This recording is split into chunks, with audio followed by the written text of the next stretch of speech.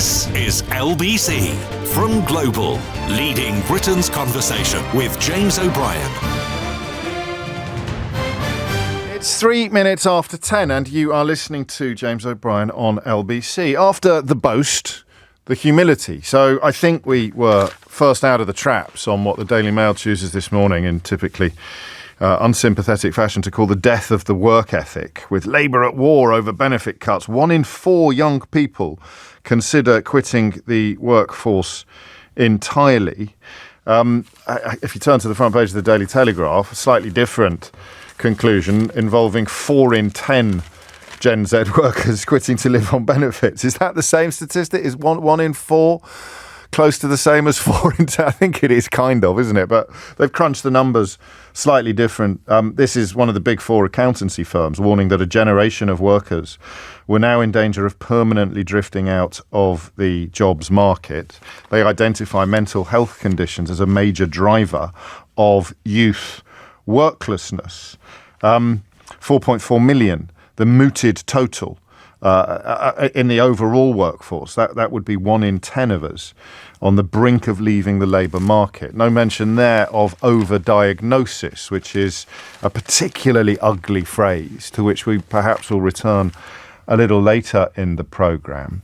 But, you know, it's often on a Monday, isn't it, when I'm a little bit bright-eyed, a little bit more bright-eyed and bushy-tailed than usual. It's often on a Monday that I see links between stories. Obviously, the story about the work ethic and young people and mental health plays into the comments that Wes Streeting made. To be fair to Wes Streeting, which, given some of the things he said recently, is very, very difficult, but to be fair to Wes Streeting in this specific instance, I think he was sort of led into a bit of a bear trap in an interview when he was asked about overdiagnosis, but certainly inexcusable to say anything that sounds remotely warm about what Donald Trump has been doing in the United States of America, which he also managed to do.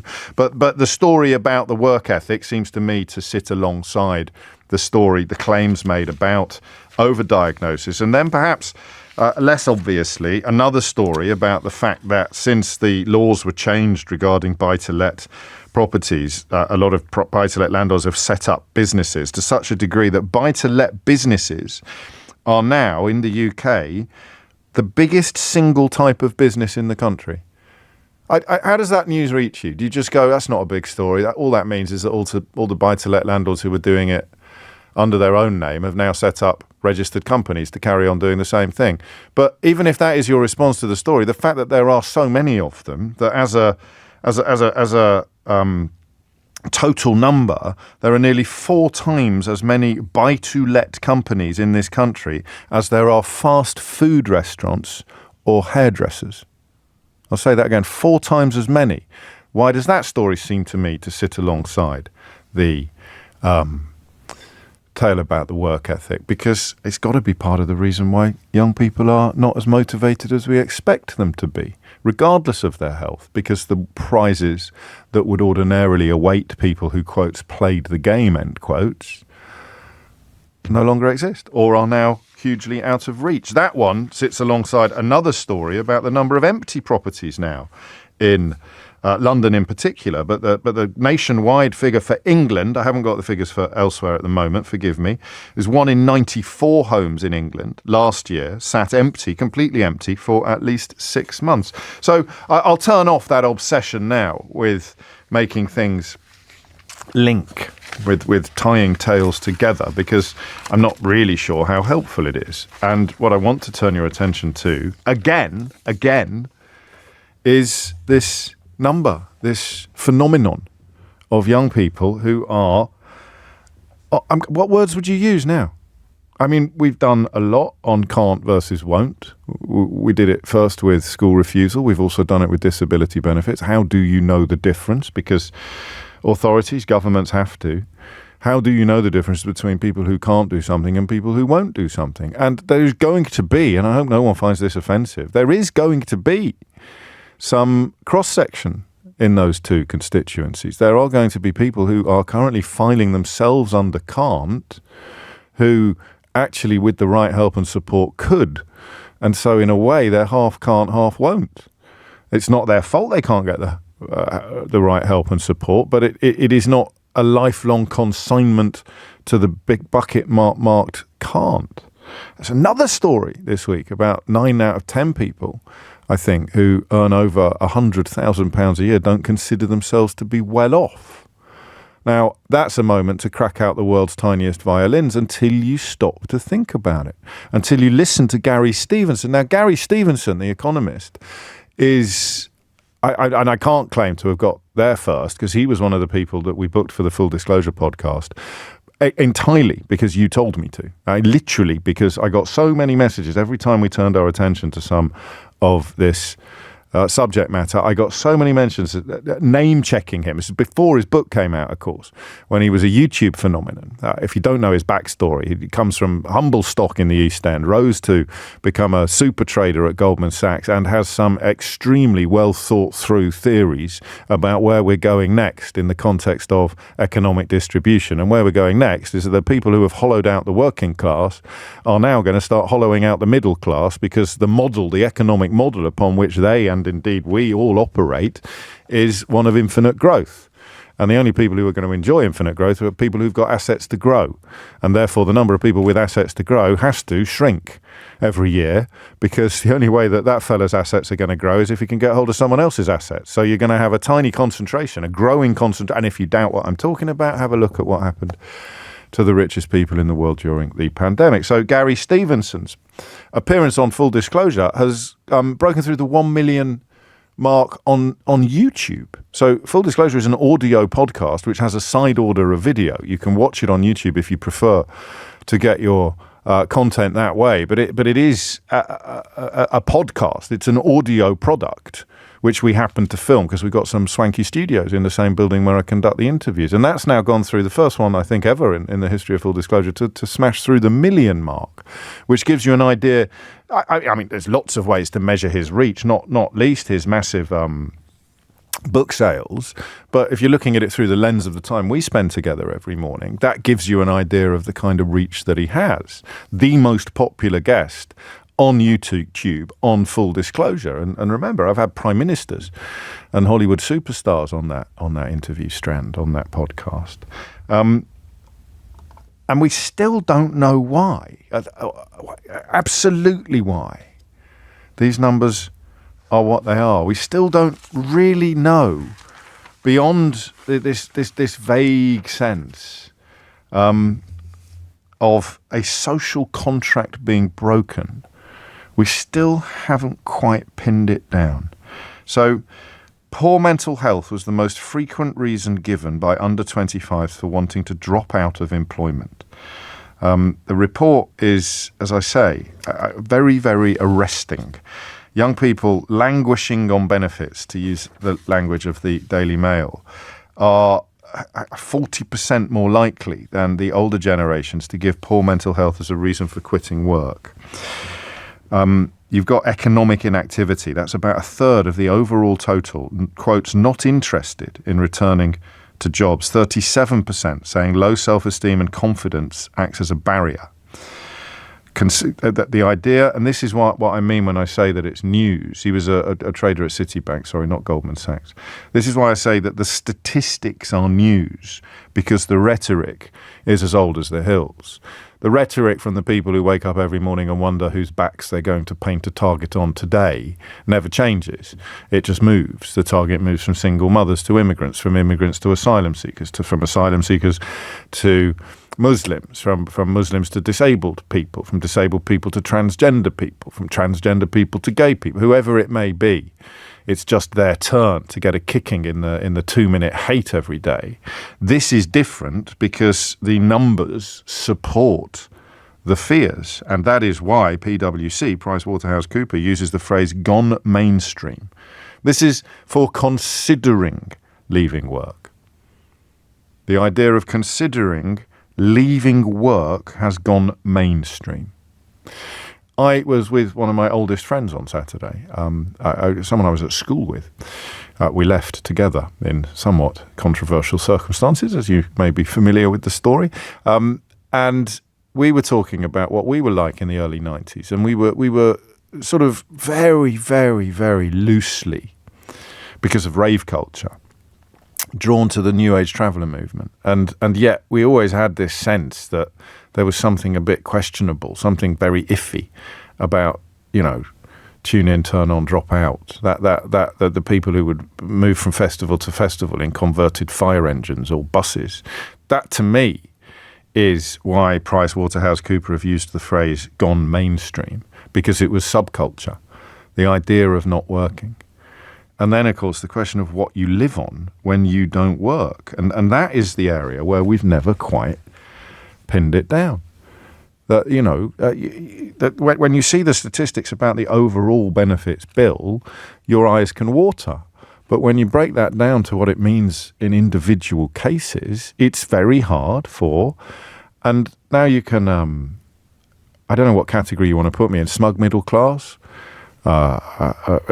metropolitan liberal elite. I'm not using these necessarily as pejoratives, but it's very, very hard for someone like me to even begin to believe that anybody chooses this life. And I'm not sure I ever will. You find me one person who has elected to use society's safety net as a trampoline, you do not find evidence that the safety net should not be there. That's the problem with tabloid journalism and some right-wing ideology. You find one person and you open up the phone lines and someone rings in and tells you the story of their sister-in-law. They've got a Motability vehicle and they go on 27 holidays a year or whatever. You can always find someone like that. But they're representative of very little but themselves. The safety net has two problems. Number one, we're a shamed society. We are still, although I think things are getting a little better, a society that doesn't like to admit to struggle. Some of the stories we heard when food banks started spreading exponentially under David Cameron's government, the people who were too ashamed to tell us, or the people who would describe turning up in almost disguise in order to get the help that they needed. The lies that were told about how easy it was to get the help added to the shame. We're back to the tabloids. The fact that you need a referral from a GP or a Citizens Advice Bureau appeared in hardly any of the condemnatory coverage. It creates a world in which, if you are relying on the safety net to survive, you kind of want to keep it quiet. And the second problem, of course, that the safety net has is contingent upon the first, is that we don't know what it's like to be in it because people don't tell us. So I think the way into this, and I don't know if this is an admission of defeat. I've been trying now for the best part of a year, is it? Just having a bit of a conflab with my colleagues. Is it the best part of a year to actually find the young people? I've let them down on occasion by telling stories about my friend, the hairdresser, who offered a job to a young woman, and she expressed absolute horror at the idea of being expected to turn up every day because her neighbours had just taken in a new cat. That her neighbours had a new kitten, and she said she might be required to look after it at quite short notice some mornings. And that story's funny, right? But I don't think it's representative. It might be. That employers routinely describe young people as being unfit for the job, turning up and just balking at the hours required or the commitment required. And then you are left with the question of how on earth you survive. How do you survive when you do that? And I still don't know. I presume that a disproportionate number of these young people are still going to be living at home. And that's why, and this is why I wonder whether A, I'm letting young people down, and B, admitting defeat in my attempts to get them to tell me about what they're going through. So that just take that as a given. If you're in this category, if you are in the category of either thinking about or have already knocked it on the head, just not doing it, I'm not going to work anymore, then I would love to talk to you about why you're doing it. But it may be the parents, it may be grandparents, even older siblings, teachers. Maybe they're going to be able to provide us with a better insight into how and why this is happening. Because it can't continue. It becomes economically unsustainable. Regardless of what you think about the current government, the direction of traffic is unsustainable. And I have two thoughts on this, and they're both related to COVID. One is long COVID being hugely, violently, industrially underdiagnosed and misunderstood, because that kind of puts you in the can't rather than the won't category. But from the outside, it looks like won't. Oh, that doesn't get out of bed until lunchtime. Can't, not won't. So one would be huge underdiagnosis of long COVID and attendant issues. And the other would be the unmeasured impacts of lockdowns on young people whose lives were curtailed in extraordinary and unprecedented ways to protect older people. They made the enormous sacrifices. They get no credit for it. They had their finest years. They had their formative years reduced to a husk. They were confined to barracks for months on end. They missed school. They missed epic moments in their lives. They missed their prize givings. They missed their proms.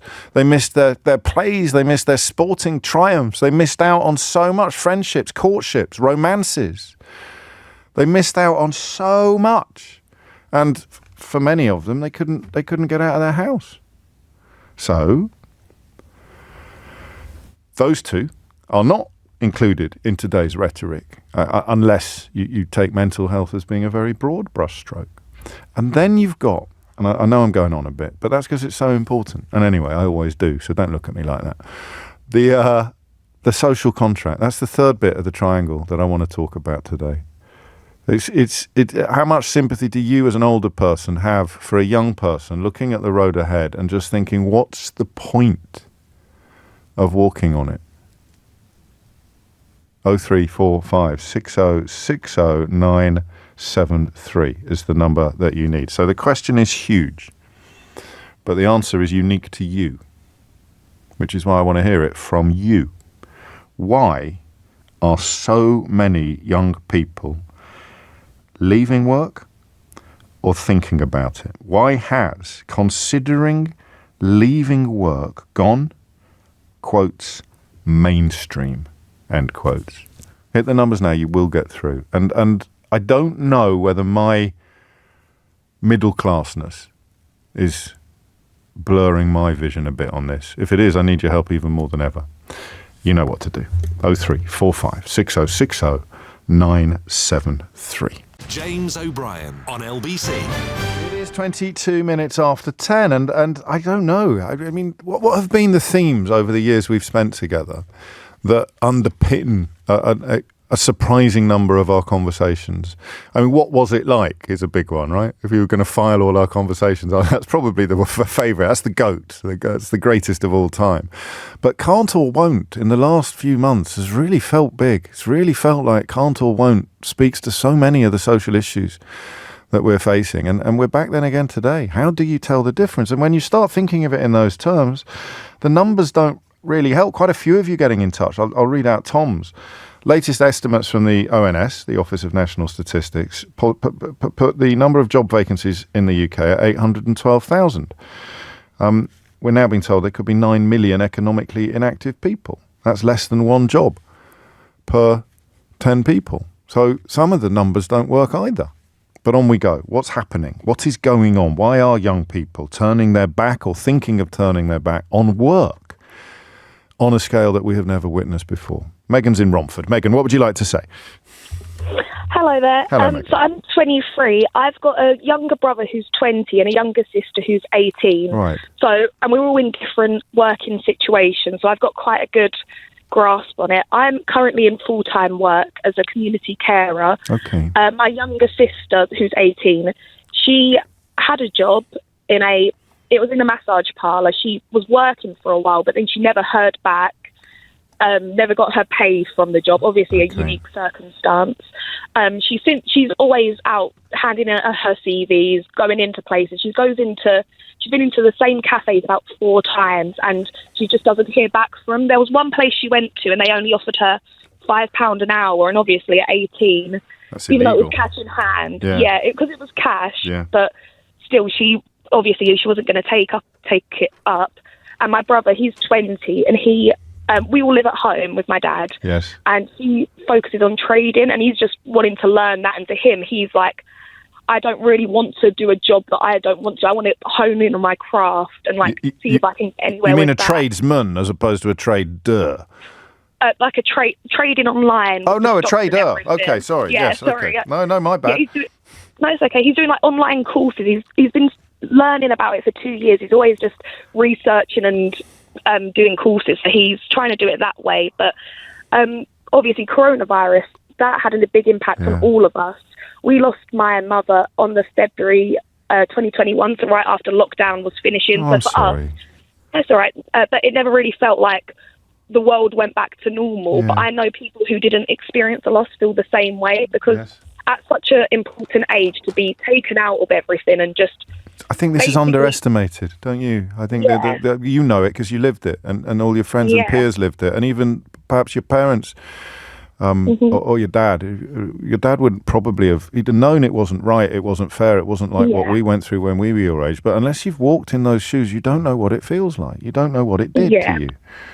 It's true. And it's, in a way, because obviously we took the break from society, we got to see what being humans before it all was like, where we just basically just lived and focused on important things.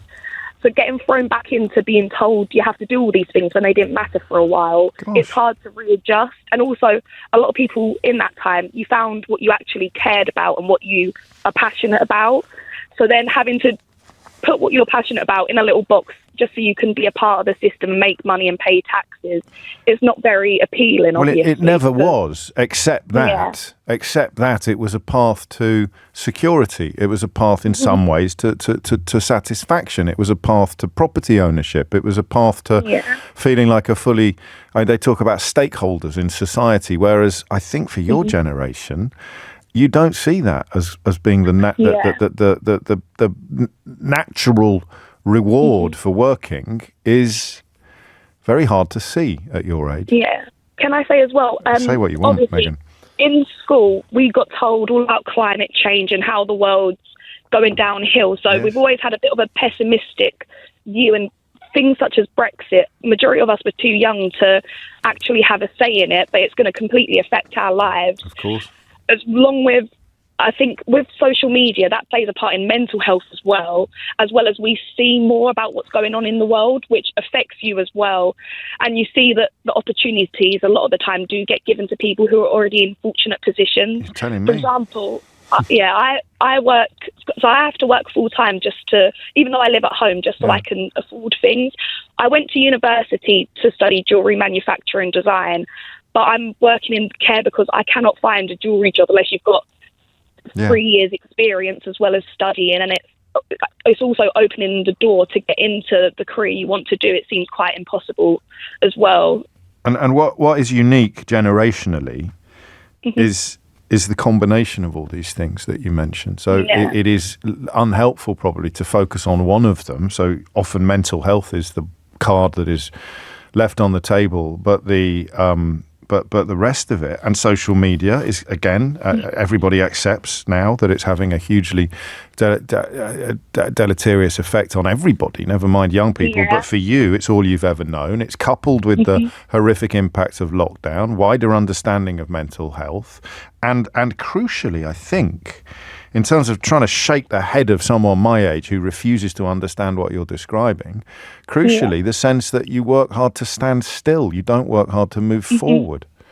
Yeah, exactly. It doesn't feel like there's much growth in our future. In all honesty, I know myself and a lot of people, we don't see like England being our future home. We don't really see much prosperity. I know we're lucky because we've got a lot of advantages. I'm not saying that our generations used to feel sorry for us. It's obviously not. I know we're very fortunate. We've got a lot more opportunities. Well, compared to history, you're kind of, and compared to smaller economies, but compared to your parents' generation, you are unlucky. You do have less. Of course. But I do think mental health, it's more of it is a side effect of everything. Social media, the way the world is. Like I called up. I done a GP appointment and I got prescribed antidepressants over the phone. So I know it is easy, but I do suffer from depression. Sure. And I'm still working as well. So I know that it isn't it's not stopping me. It is just I feel like but there's a everyone difference nowadays, between getting a prescription and actually getting signed off work. You'd have had to have jumped through a lot more hoops to get that. Two more quick questions before we run out of time. A lot of people getting in touch. What an opening call. One of those that really makes you stop what you're doing and listen, James. That's from Matt. OMG, says Elaine. Your caller is describing my grandchildren and so many others that I know. James says, what an amazing caller. She's covered all the bases. You might as well stop now. The people that ring your show are all genuine. It's incredible to hear, I suspect. So anyway, that's just for you to take home today. Thank you. How long before your sister gives up? Well, see, the thing is, she really wants to create her own clothing and fashion and stuff. She's really got into that. She's got her own sewing machine, so she wants to do that on the side, and that's like that's her aim. She wants to just create fashion and everything. But I don't know with the job wise, we're still encouraging her. Like, I've been making different CVs for her, my dad as well. Even her friends, because a lot of her friends work, but a lot are out of work, but they're helping her too. Sure. So she isn't giving up, but it's tiring. How many times do you have to hear no before you do give up? And second question, is your brother making any money yet? He does, but at the same time, it's very hard to make in the level he's doing it, to make an actual living from it. So you see the stats on the number of vacancies versus the number of people, and it's like trying to get a quart into a pint pot. And so both your siblings and you, albeit that you're subsidising your future or you're working full time, are trying to carve a working life outside of the traditional, outside of the 9 to 5, as it were, outside of the employer-employee relationship. They want to be responsible for their own destiny. That's the closest thing to optimism I've heard in these conversations, Megan. The idea that we may be watching a recalibration of the workplace, and more people, because of the opportunities offered up by the technology that's causing so many problems. The silver lining might be that it does afford more and more young people the opportunity to make their own way, to carve out their own work. I don't know. I hope so. But my goodness me, you are amazing. Thank you so much. That was so helpful. So insightful. 10:32 is the time. Thomas Watts has your headlines. James O'Brien on LBC. 10:35 is the time. Megan has nailed so much of this conversation. I am interested in the parent of a young person who is in this category. Not her, because she's working full time, but both of her siblings, the parent who looks at their child and actually gets it. There it is. That's what always happens with a brilliant caller. It always opens up a door I hadn't even knew existed before. So the parent who looks at their child and, to their own shock and quite possibly horror, thinks, yeah, I get it. So if I had said to my dad, if I had said to my dad in 1992, 1993, I'm thinking of dropping out, Dad. I'm thinking of getting on a bus and just touring the country as a new age traveller. Or I just said, I'm moving back in. I think I'm going to make some money playing games on the Spectrum. So I'm moving back into my old bedroom, and I'm not doing my job at River Island. I'm not doing my job, but I had quite a few jobs as a student at that age after leaving school. Worked in restaurants, worked in shops. I'm not doing it, Dad. I'm not even going to wash next door's car anymore. I'm just dropping out. I'm opting out. My dad would have found it impossible to understand. And fair enough, Dad, because you could have pointed at all the things that I was turning my back on. But if you're my dad now, and I'm 19, 20, what are you going to point at? That's the point. What am I turning my back on? So mental health aside, although surely the relationship between the two doesn't need pointing out, if you feel you have no hope, then you are living a bleak existence. So the parent who gets it. So if I'm describing you, I'd love to talk to you, A, about your child's situation, and B, about your own extraordinary journey to a place where now, having grown up with a work ethic, having worked all your life, having perhaps, if you're close to my age, just about nipped under the wire. I've always got that image of either Indiana Jones in an ancient temple or someone trying to escape from a shop as the shutter is coming down, where you just slide under the shutter before it closes. If you're my age, you might have just slid under the shutter before it shuts, and that's all you ever knew. But now you look at what is available to your boy, you look at what is available to your daughter, and when they say to you, what's the point, Mum? You don't know what to say back to them.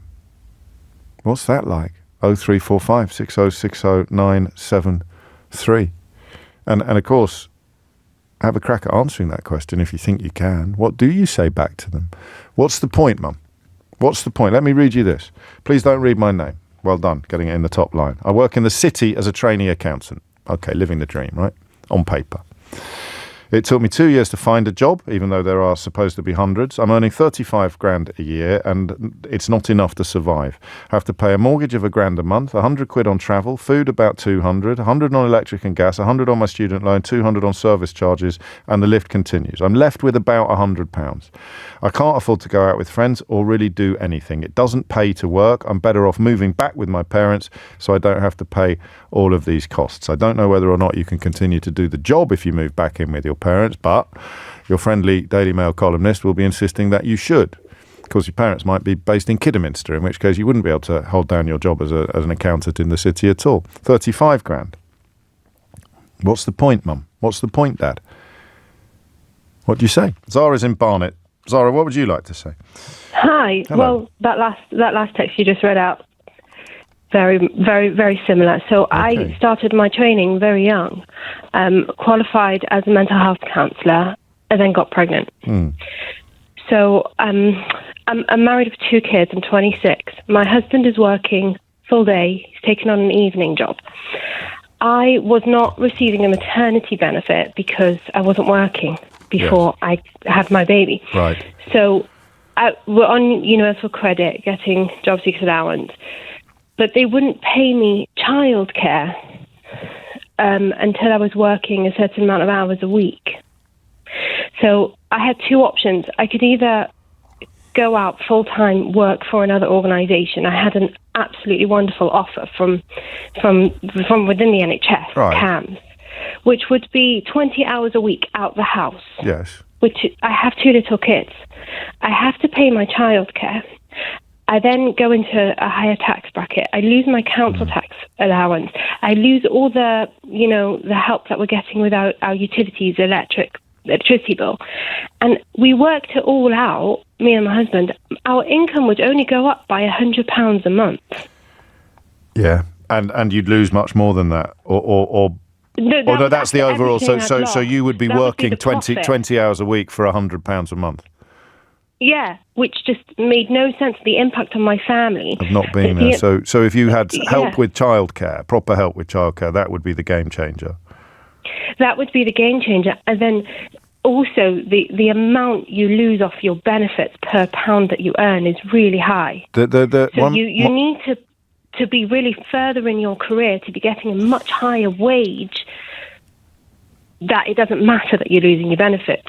And these are benefits that are supposed to help you get a job. A job. So one of my favourite journalists, I don't know if you're aware of him, on the Financial Times, Stephen Bush, he is doing amazing work, and he's if there was no one else on Blue Sky, I'd be on there just to follow him. He posted something yesterday that you just made me think of. He said, I occasionally think it would be a fun, in brackets, not fun, but interesting piece. Here are the actual disincentives to work that trap you in unemployment that we don't talk about, like the fact that you can lose your tax-free childcare if you are made redundant at the wrong time, or the thresholds that are in place will prevent you from actually doing more hours or finding more work. The system, the personal allowance system, acts almost does the opposite of what it's designed to do, and prevents people from going out to work because the calculations are so obtuse, as you've described. It doesn't make any sense. It's a total poverty trap, because I sat with my coach at the job centre, and I said, I can't do this because I can't be out the house 20 hours a week and only be earning £100 a month. Yeah. And then I can go out private on my own and try and build a private practice, try and build a client base, but that's very irregular hours. But I would still need my children in childcare. Otherwise, I can't work. And they will only pay your childcare for the actual hours that you're sitting and working. I'm grateful for this call. This is, and it's a little bit different because you could have been 35. I know that you're 25, but it's not necessarily speaking to the experiences of the 18 to 24-year-old group, but it's speaking to the bigger question. of the distinction between can't and won't, you're kind of in can't territory, not won't territory. And you know, there'll be a blowhard out there thinking, well, it's £100 is better than nothing. You should go out and work, but they wouldn't do it themselves. And the calculation for you is emotional as well as financial, because it's about not being with your children and not earning enough really to cover the costs of them being looked after. And that's a systemic problem, which is George Osborne's fault. That's what happens when you approach the welfare system in a kind of Victorian fashion as opposed to in a 21st century fashion. Zara, thank you. Again, I got just calls today going all the way to proving that this is a lot more nuanced than your average Daily Mail front page will ever allow. And the expense of childcare. Why is it so ridiculously expensive? We've never got to the bottom of it. Ben says from Bristol, are there hedge funds involved? I don't think so, mate. There are in elderly care because the asset is often very valuable. But most childcare, most nurseries, despite charging huge sums, the ratio of staff to children is quite high, so that will be part of it. And some people will be doing well, but whenever I've opened that particular box of frogs, the number of people who own nurseries coming on the show to tell us that they are not living the life of Riley. There is barely any fat trim, that it is a misrepresentation. So I've never fully got to the bottom of it, but I don't think it's one of those sections where you can see all the money moving up the pyramid as if by magic and greatly enriching one individual or a tiny number of people while rinsing the rest of us. I don't think it's like that. It's a tricky one. It's coming up to quarter to 11 already. We may stay with this for a little longer than scheduled because it's deep, right? It's deep. I mean, if I was keeping a list, what would you have on it now? You've even got the way that the welfare system is structured alongside the more obvious stuff like mental health, social media, and the breach of the social contract. I wonder if Zara was describing another element of the breach, the fracture of the social contract, the equation under which you put in and you take out. If what you're going to take out is negligible, the reason, the motivation for putting in is removed. It's 10:45. James O'Brien on LBC. We need a name for it. In the absence of anything better, I'm leaning towards Monday morning-itis. Something happens on Mondays. So my brain has had a little bit of a rest. And I start assembling all the stories that I think might be of interest to you. And I start seeing links between them, like the kid in The Sixth Sense. Because this is from Germany. It's picked up by the Financial Times at the weekend. And it's about the German army struggling to recruit, or struggling particularly to get Generation Z recruits, quotes, ready for war. They quote one podcaster and freelance journalist, well, the author of a book called Why I Would Never Fight for My Country. He's not representative because he's a self-described Marxist, which obviously in the context of the threat being posed by Russia will put him in a slightly odd position. But bottom line is he says that he'd rather lead a diminished life than be dead. So ordinary people should not be sent into battle on behalf of nation states and their rulers. And it would appear that the German Armed Forces Commissioner is discovering the truth of this statement. They want 203,000 active troops by 2031, and a quarter of the 19,000 that signed up in 2023 had handed back their uniforms within 6 months. I don't know. Is it the same? I mean, would you fight for a country where there's no social contract? Could you look someone in the eye from 1915 and say, your experiences are so much better than mine, that you might want to go to war to help sort out a row between two cousins, two grandchildren of Queen Victoria, but I'm not getting involved. I don't know. But anyway, that's what I mean by the Monday morning madness. I may return to that story a little later in the programme, but it's this one that detains us for now. And the idea that, in direct contrast with every previous generation, we look at younger people who have turned their back on or who can't see the point of work, and we kind of get it. Or do we? David's in Pontefract. David, what would you like to say? Morning, James, anyway. Hello, mate. Yeah, so essentially is that I finished work I quit who I worked for previously in 2018 because I'd had enough. Yeah.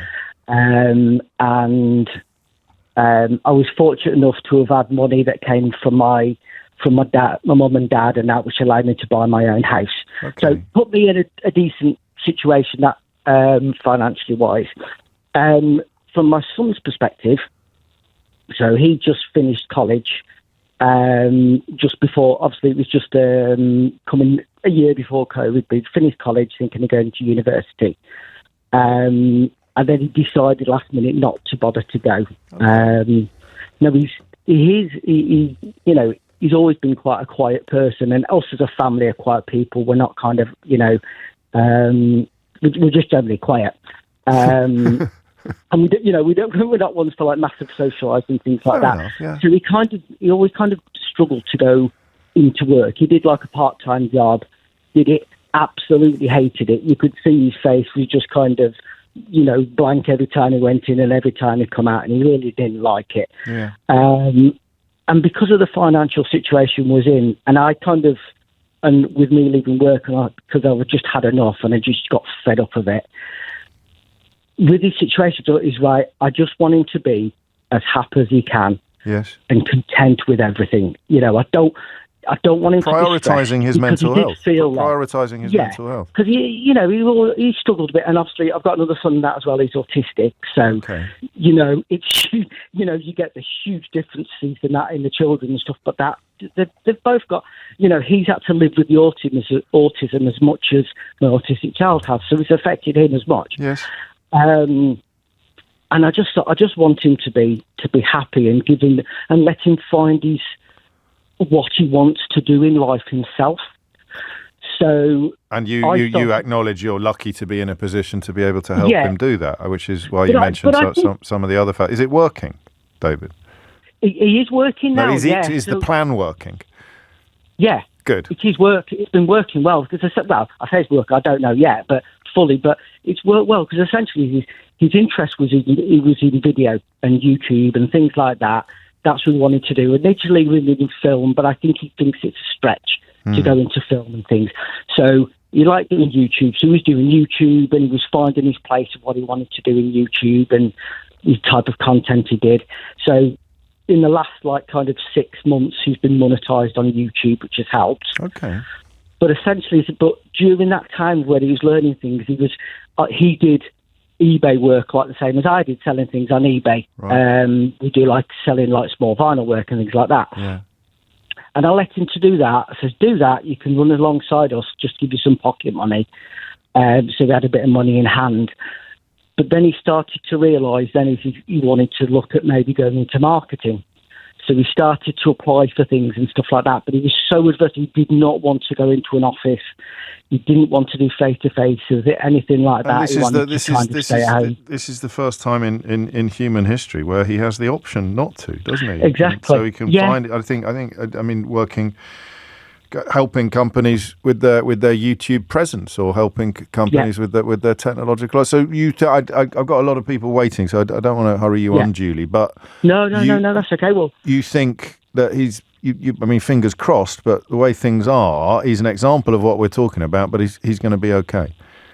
Yeah, but he's got an apprenticeship job now that he started in September, where he's doing YouTube channel, managing the YouTube channel for a company that does AI and it's a job that didn't exist 10 years ago, and that is going to be part of the answer to the questions that we're asking today as well, is that we're trying to we're presuming that these young people can be crammed into shapes that we fitted into when we were their age, and yet they don't exist anymore. It's going to be different things, and I don't know how much help there is helping them find them. David, thank you. Mahmood is in Reading. Mahmood, what would you like to say?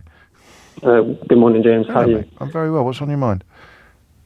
Well, I mean, I think it was Megan, so another one of the young callers. Yes. A lot of which said really resonated with me. I'm a little older, so I'm probably what would be classed as a late millennial, so I'm 32. Okay. And I just feel like the whole idea of getting an education, going into the workforce, building a career for ourselves, it hasn't really worked out. And I feel like a lot of the reason for that is a lot of the economic instability over the last few years. Yes. The government kind of mishandling things, and I feel like they're just out of touch with young people. who just want a stable future for ourselves. And in the absence of that stable future, or if you can't see the consequences of your actions in a positive way, the temptation to take your foot off the pedal completely becomes greater. Unfortunately, yeah. I mean, like, for us. For you as well? You're thinking of yourself now in that category or not? I mean, the reason why I carry on doing what I do is because I was brought up by a very ambitious baby boomer who wouldn't accept anything other than... Well, that's why I talked about my dad. I talked about my dad half an hour ago, about me turning to him, if I was your age, it just wouldn't countenance it. It just would. But other people of your parents' age are going to be looking at the world and thinking, well, why are they? What's in it for him? It's not like it was when we were young, but some people just don't see. You mentioned Gary Stevenson, and a lot of us kind of resonate with the ideas he's putting out there, but I think the issue is what's the solution? I mean, you mentioned people like George Osborne, and I just feel like people in government are just out of touch with, normal working people. They don't seem to have a solution for this. Prices just keep going on up and up and up. We can't get onto the housing ladder. We can't get married and have children.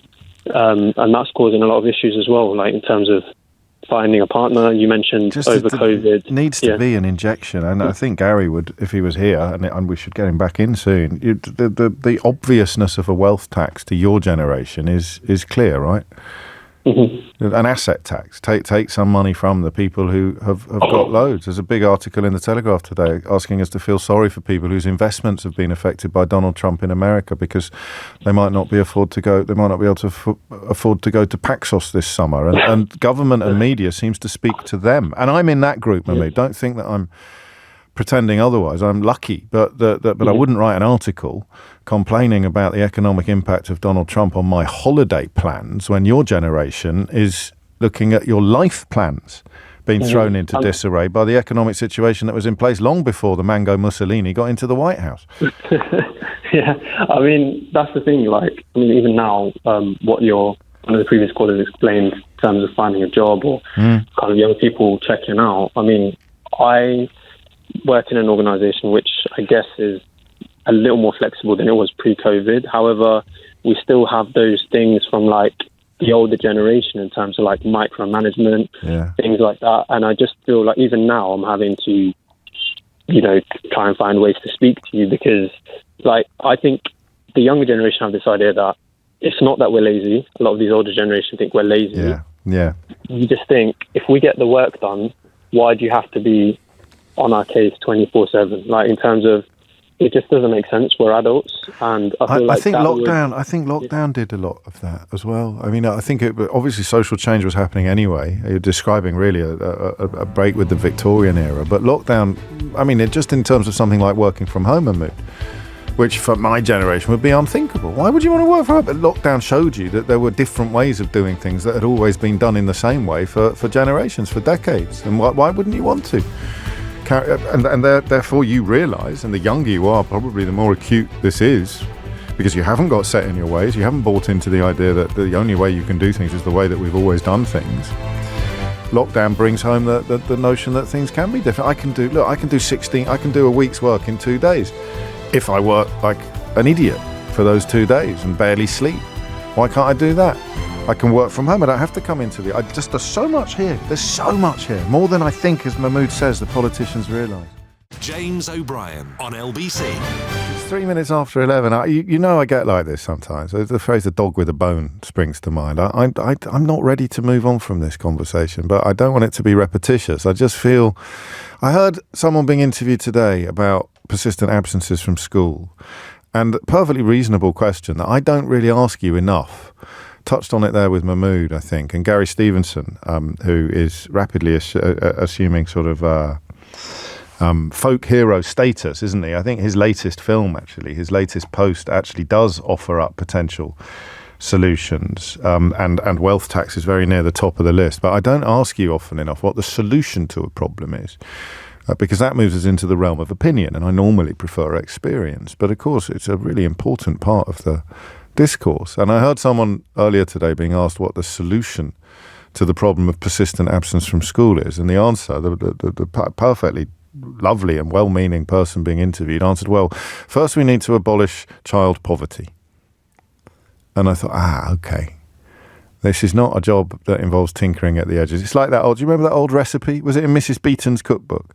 And it said, first, it's a recipe for jugged hare. And it says, first, catch your hare. Oh, okay. Yeah, right. We're having jugged hare for tea. I'm just popping out to catch a hare. First, catch your hare. So first, abolish child poverty. And then the challenges of getting children into school every day will be a lot easier to meet. And that tallies, I told you, Monday morning mania, that tallies with another story about how the gap between poor children and not poor children, I hesitate to say wealthy children, is getting bigger all the time. And that's measured in GCSE results. So it's not really open to over-interpretation. A very simple idea. I'll dig that story out for you as well this hour. But what about the answer? So, I mean, who can look at the young person in their life and see that breach of the social contract? See that if you were... This is the thing, isn't it? This is the thing that makes it different. Is that you're looking at your lad or you're looking at your daughter, and rather than despairing at their indolence or copyright Daily Mail, their feckless, work-shy layaboutery, end copyright, you are actually sympathetic to their plight. You actually look at them, you imagine being them, and you think to yourself, yeah, well, I don't know that I would bother. I mean, especially if you were working in the 80s, when the rewards were briefly immense in all sorts of areas. You could set yourself up for life by getting stuck in the 80s. But you're looking at your beloved, the human beings that you care more for than anybody else on the planet, and you're seeing them display behaviors or behave in a way that if you had done so at their age, your parents would have had an absolute hernia. They'd have been despairing and furious and upset and let down. You turn around to your parents at the age of 19, 20 and say, I can't see the point in doing it. You look at your 19 and 20-year-old and you, to your own shock, dismay, horror, I don't know what, and you think, yeah, I get it. I absolutely get it. I don't know that I would be doing the things that I did when I was their age, if I was their age now.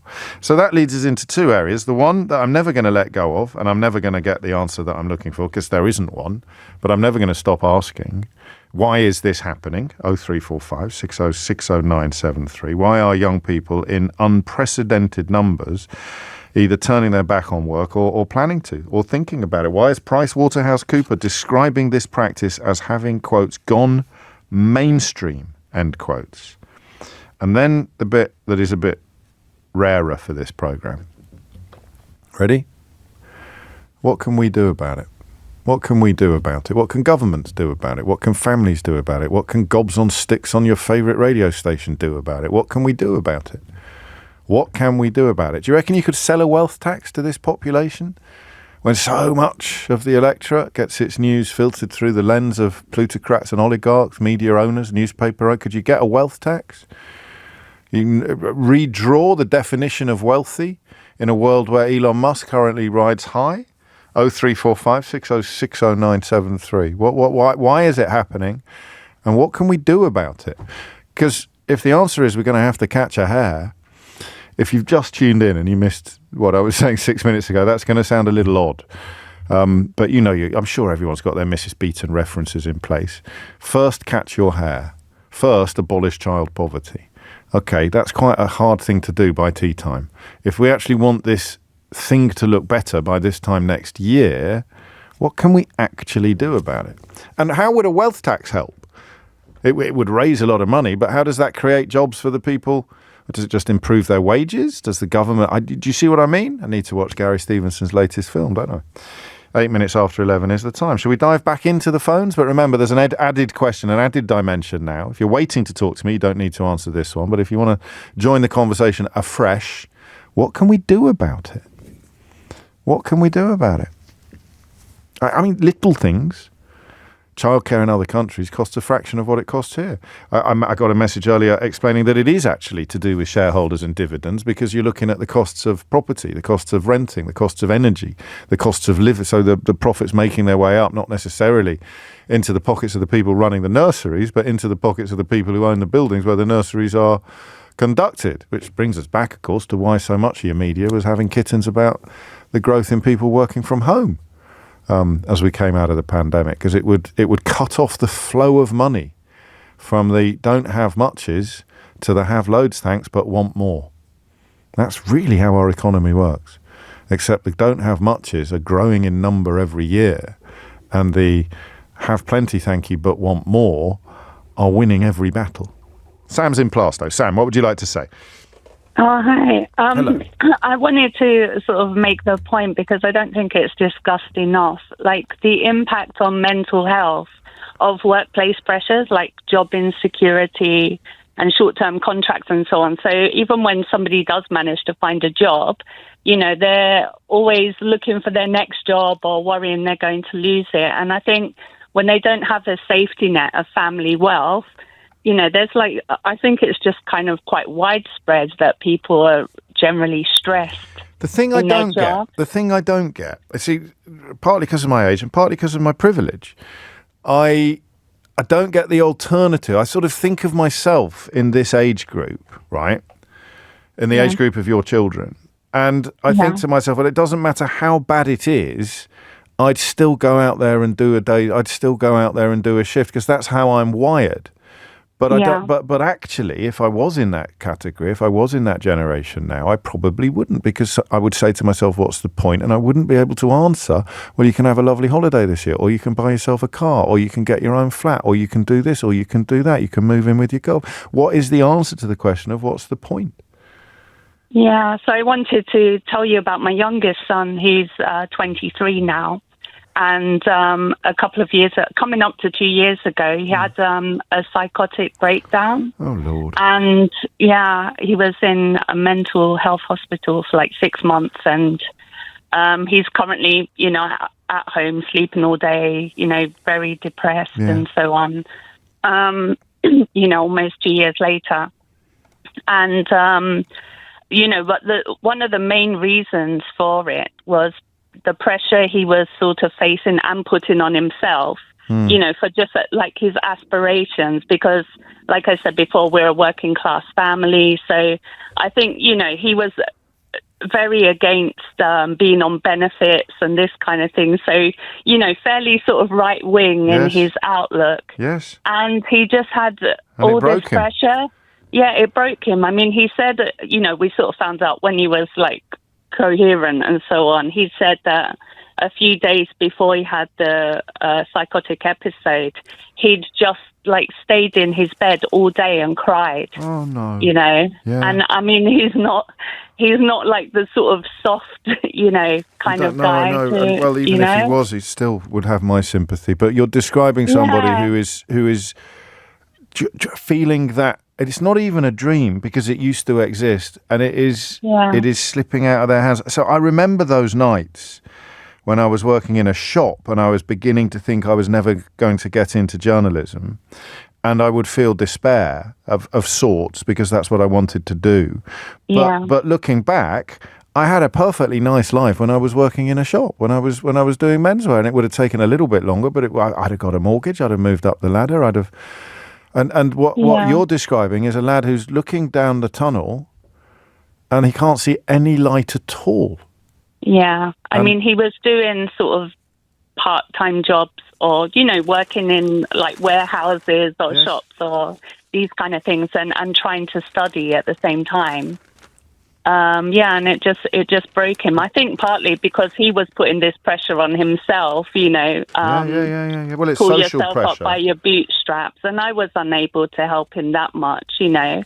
Like, well, I don't know who can. I mean, this is the concentration of wealth that goes alongside everything else that we've talked about. So I will be in a position to help my children more than you can help yours, and that means that the gap between them generationally will be bigger than it was when we were their age. Yeah, I mean, it's shocking that they're talking about, you know, cutting down on mental health benefits, because that's only going to increase a mental health crisis. People already don't have a safety net. You would think so, and also, possibly spending the same amount of money on better services and better provisions would help solve some of the problems that they're complaining about the cost of. Sam, I'm so sorry for your boy. I mean, at least he's got you. There'll be other people who've been through similarly hellish experiences that haven't got an amazing mum looking out for them. But I don't imagine that's much consolation to you when you see the heartbreak in his eyes. It's coming up to 11:15. You're listening to James O'Brien on LBC. Don't forget the second strand of this question. What can we do about it? How can we improve it? Especially in the absence of a magic money tree. How are we going to improve the situation? We can shout about it all we want. We can publish all the front pages that we want. We can rage against the dying of the light. But what are we going to do about it? What can we do about it? And, I mean, is it even worth asking what we think of the government's current proposals in this field? Because they don't even seem to have agreed yet on what they are. James O'Brien on LBC. It is 16 minutes after 11, and it wasn't in the Daily Telegraph. It was in the Daily Mail, although, as I've said to you on a few occasions recently, it's increasingly hard to tell the difference. And it isn't a parody. I mean, it's written by someone who doesn't, for fairly obvious reasons, use their real name when writing about it. But all the talk at my Cotswolds yoga classes of how Trump has wrecked our summer accounts how people who are happy and lucky enough to derive some of their income from either savings or inheritances, share portfolios, essentially draw profits from that to pay for things like holidays or a new kitchen. And as a consequence of the current ructions in financial markets brought in by Donald Trump's apparently chaotic approach to everything, they can't afford holidays this year. I work hard running my own interiors company, but the school fees are astronomical. Remember, the government has just slammed VAT on those. My stone house is beautiful, but old and needs constant attention. I have a housekeeper 3 times a week to keep the cobwebs at bay and a gardener once a week to manage the flower beds and the lawns, which are already looking overgrown. And I'm not actually taking the mickey. I'm just pointing out you're more likely to read that in your morning newspaper in this country at the moment than you are the experiences of the young people who are on the front page, up to a point being maligned and misrepresented for their, quotes, work ethic, end quotes. But it's not a part of the conversation that should be excluded. So I'm going to read this from Liam in Hull. And I think, on a different day with the wind behind me, I might have come down quite hard on Liam. But that would be a mistake because there will be people who fit the category that he describes. He says, I work closely with young people. I'm increasingly frustrated by the growing reluctance to put in a hard day's work. Too often I see a lazy attitude towards employment, with many quick to cite mental health as an excuse, something that social workers and universal credit seem to readily accept without question. I have to point out here, Liam, of course, that those are easy words to say. If I asked you to back them up with evidence, I suspect you'd be running for the hills faster than you can say, sorry, James, I made that up. But I'll go on. In my industry, young people are frequently excused and protected from the realities of work, making it harder than ever to motivate them. While genuine mental health struggles absolutely exist, it feels like we've reached a point where personal responsibility is being eroded and hard work is no longer valued. Now, there might be some truth in some of that. But if you set it against the rest of the conversation we've been having about the rewards for hard work, then I think you should have a slightly clearer picture of why your generation's experience is completely different to the younger generation's experience. If you were being really callous, cynical to the point of callousness, you would perhaps point out that all of the effort and attention being paid to mental health, prioritizing my mental health, I'm looking after my mental health, doesn't seem to be working in some of the ways that you might expect, because it doesn't seem to be creating a more fulfilled, a more engaged workforce. And you can hold that thought up to the point where you acknowledge that the social contract is broken. And then you get the worst of both worlds. You've got people who are looking after their mental health, but they're looking after it in a world where the relationship between work and life is at best fractured, at worst broken. It is 20 minutes after 11. Phone lines are open. I may be doing this in vain. I've got my worm in the water. I want answers to what we can do about it, but of course I also want questions of why this is happening. Why this is happening. Meg's in Lewisham. Meg, what would you like to say? Hi there, James. Hello, Meg. Unfortunately, I don't think I have a solution for you. But spoiler alert, I don't think anyone does, Meg, but don't tell anyone I said that. But I did just want to share a little bit about my experience. So at the minute, I'm unemployed. I left my job earlier this year following, I was working in hospitality and I was assaulted at work. And there was a change in management a few months before that, and everything kind of went downhill from there. Right. So I was being very run into the ground, yes, not being able to take a break ever. Meanwhile, the management are just sitting in the office twiddling their thumbs and I'm dealing with everything else. And it would often be the case that I would be delegating work to my managers, which just feels not right at all. Yes. And it just feels like, for me anyway, there just wasn't much value. And like you said, I mean, there's not much reward to the work, but it's like even just very baseline stuff of, hey, you know, you've been working really well, like feeling fulfilled and have this weekend appreciated, even if you're not being paid a lot of money, seems to be what you're describing the absence of. It makes me think of, I had a guest last week called Emma Holton, who's written about feminist economics and the way that if you're going to bring everything down to monetary value, you're going to lose lots and lots and lots of valuable things. And you remind us that actually, even if economic necessity dictates low wages, feeling fulfilled at work is still within reach, perhaps, if the environment and the attitude is different.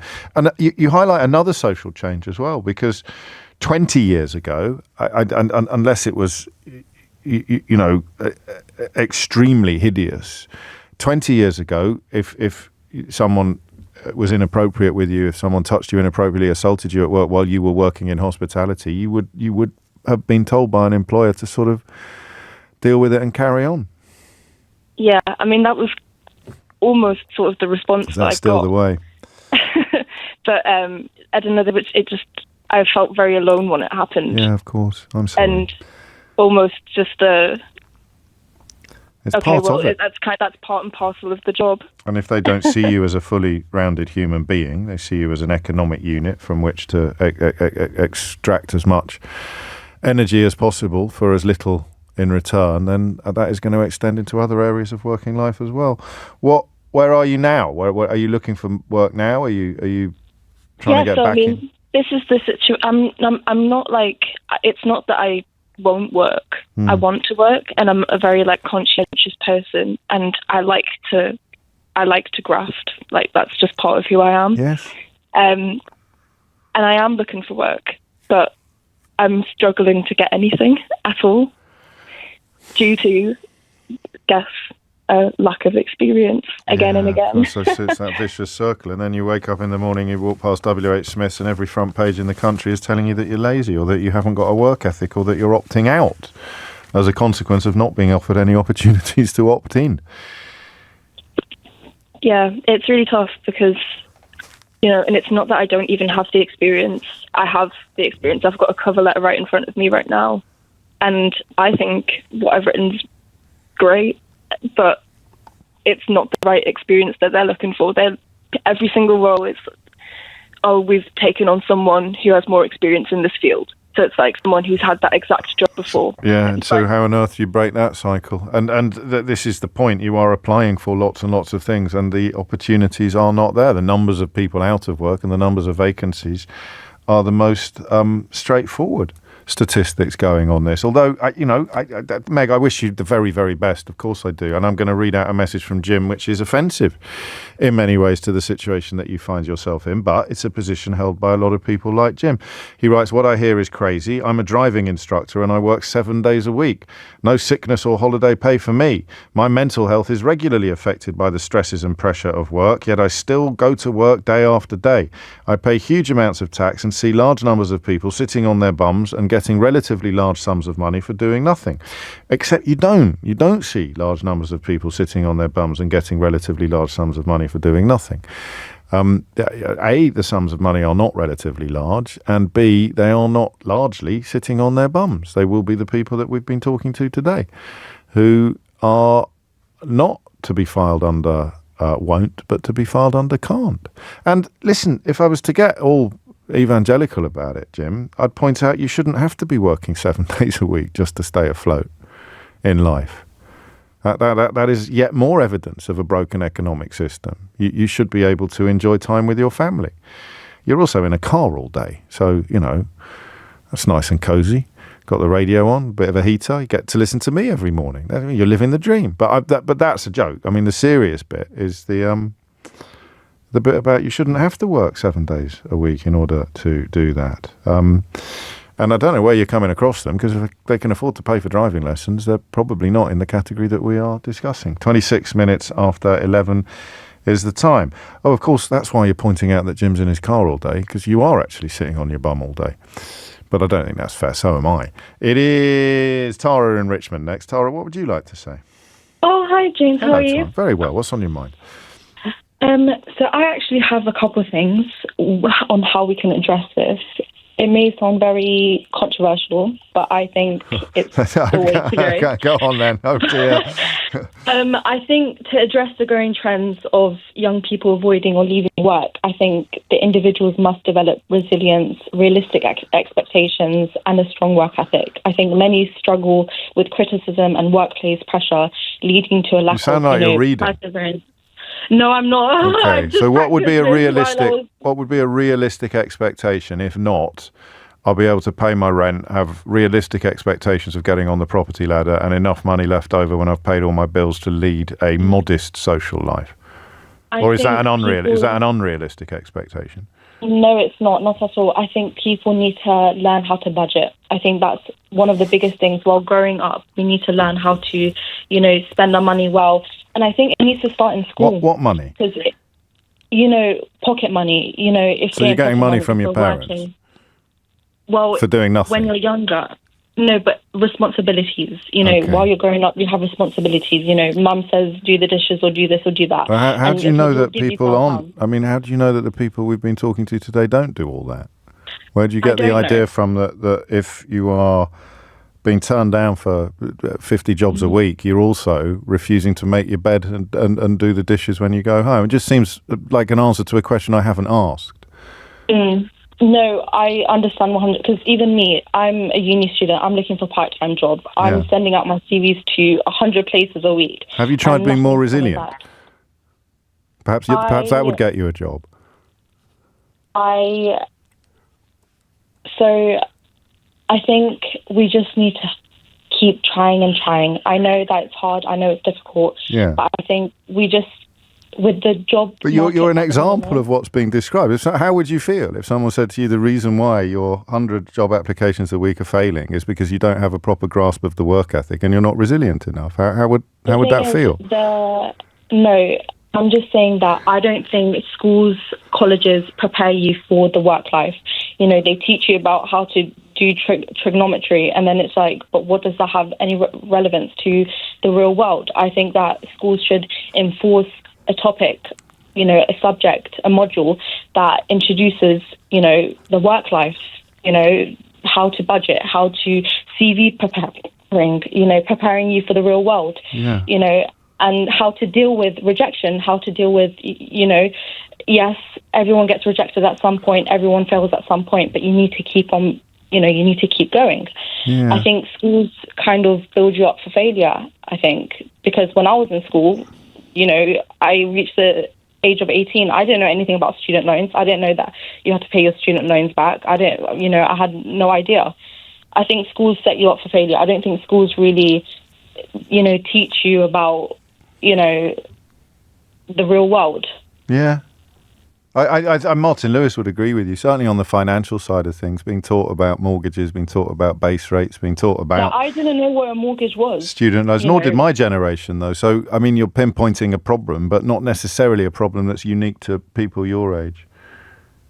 But then I also think families and society need to promote, financial independence. And but you've just told us that you're trying to get... You're sending out hundreds of CVs and you can't get any work, even in leafy Richmond.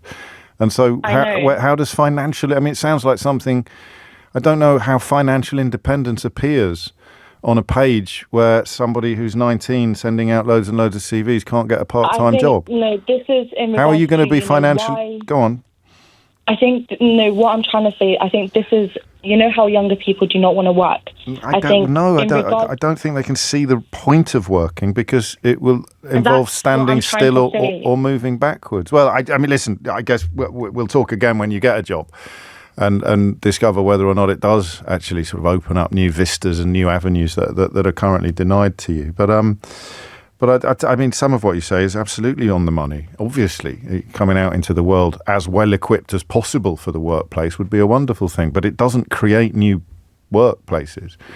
You could, there will be people who, like you, for example, sending out CVs that are perfect. There's absolutely nothing wrong with them, but they want people with experience, or the vacancies are not there. Good luck is the most important thing for you to take away from this conversation. Thomas Watts has your headlines. James O'Brien on LBC.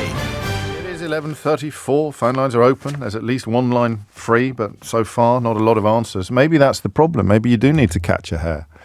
Maybe any solution to what we're talking about, any improvement of the situation that we're talking about, is going to involve massive systemic change. That's why perhaps Gary Stevenson is proving so popular with so many people, because he's not about tinkering at the edges.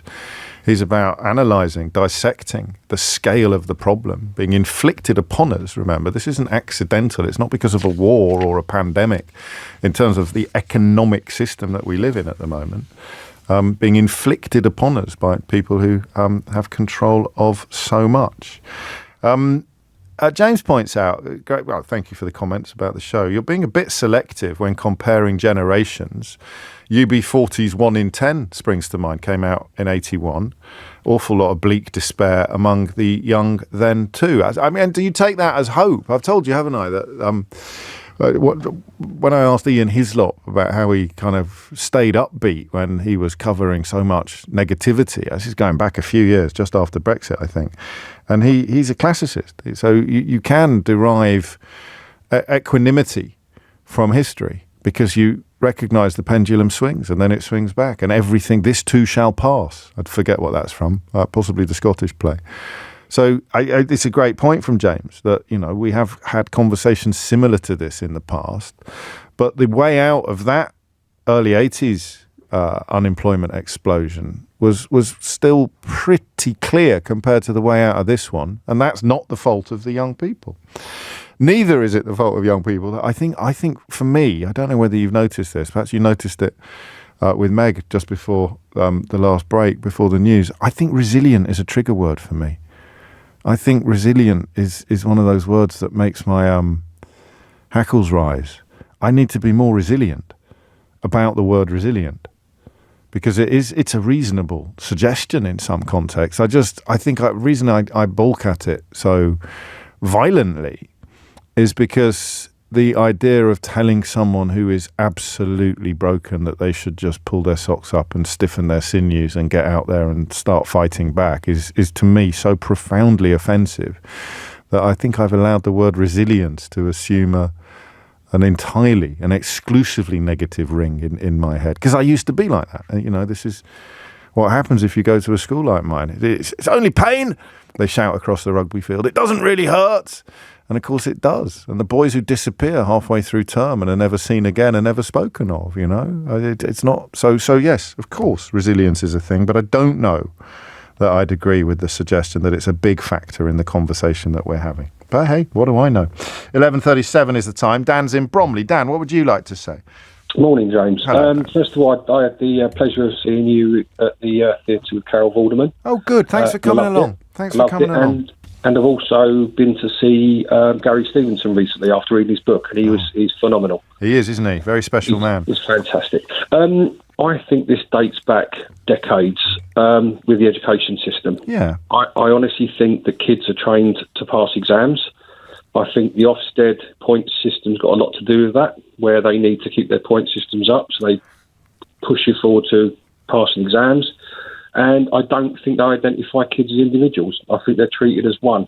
And, I don't understand why we don't offer trades as GCSEs, bricklaying, plumbing, electrics, buildings, because, these kids could start doing this sort of training at the age of 14 up to 16 or even 18 and be able to walk straight into work. Did we used to do that, though? Well, I used to do carpentry, not bricklaying, but more like metal work, that sort of thing. CDT. I'm nearly 50, but yeah, probably a little bit more than that. Okay. But even the CDT route seems to be a lot less than what it used to. Yes, For example, my son wasn't very academic, but they were really trying to push him to do a language. And I constantly went in and said, I don't know why you're trying to push him to do a GCSE. And I actually sort of not threatened them. Yeah. That's a relief, Dan. You can't come and watch O'Brien and Vorderman on stage and then go around threatening teachers. That's defying all the stereotypes.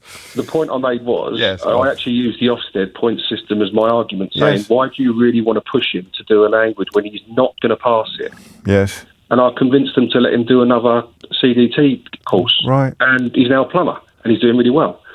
But these kids could actually walk into tax-paying work the day they left school if they're trained to some extent.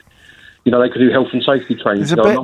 I think you're onto something. I really do. And I think that the vocational training has been absent from partly for snobbish reasons, I think, Dan, a little bit. Partly, the old white-collar, blue-collar thing. But that distinction is broken now. We've got an accountant describing to me how his 35 grand salary doesn't touch the size of his outgoings, and he'd probably, if he was fully trained and he'd been on the tools for 5 years, he'd be earning more than he would as an accountant, I think, at the moment. So that there's something there, but it's a bit chicken and egg, though, because this suits your boy.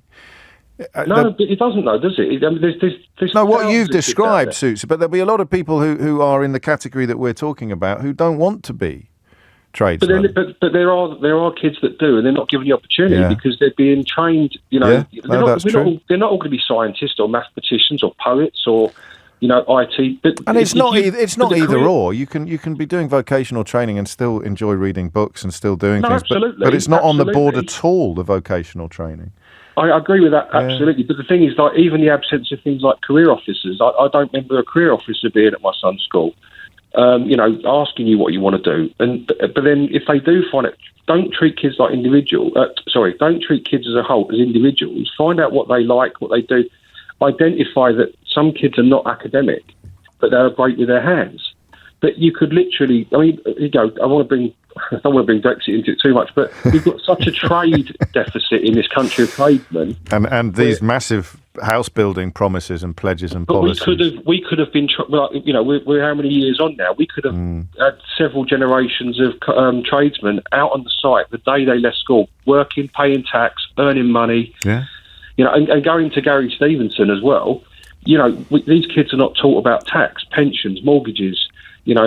Budgeting, all these sort of things, savings. It just doesn't happen. There's a bit of dispute on that. Some people getting in touch since the last call saying they did learn this stuff at school, but it's clear that not everybody does. And I think the problem I suffer from sometimes is thinking, well, this doesn't solve it for everybody, but that's not how you're going to get answers to this question. That will work for a bunch of people.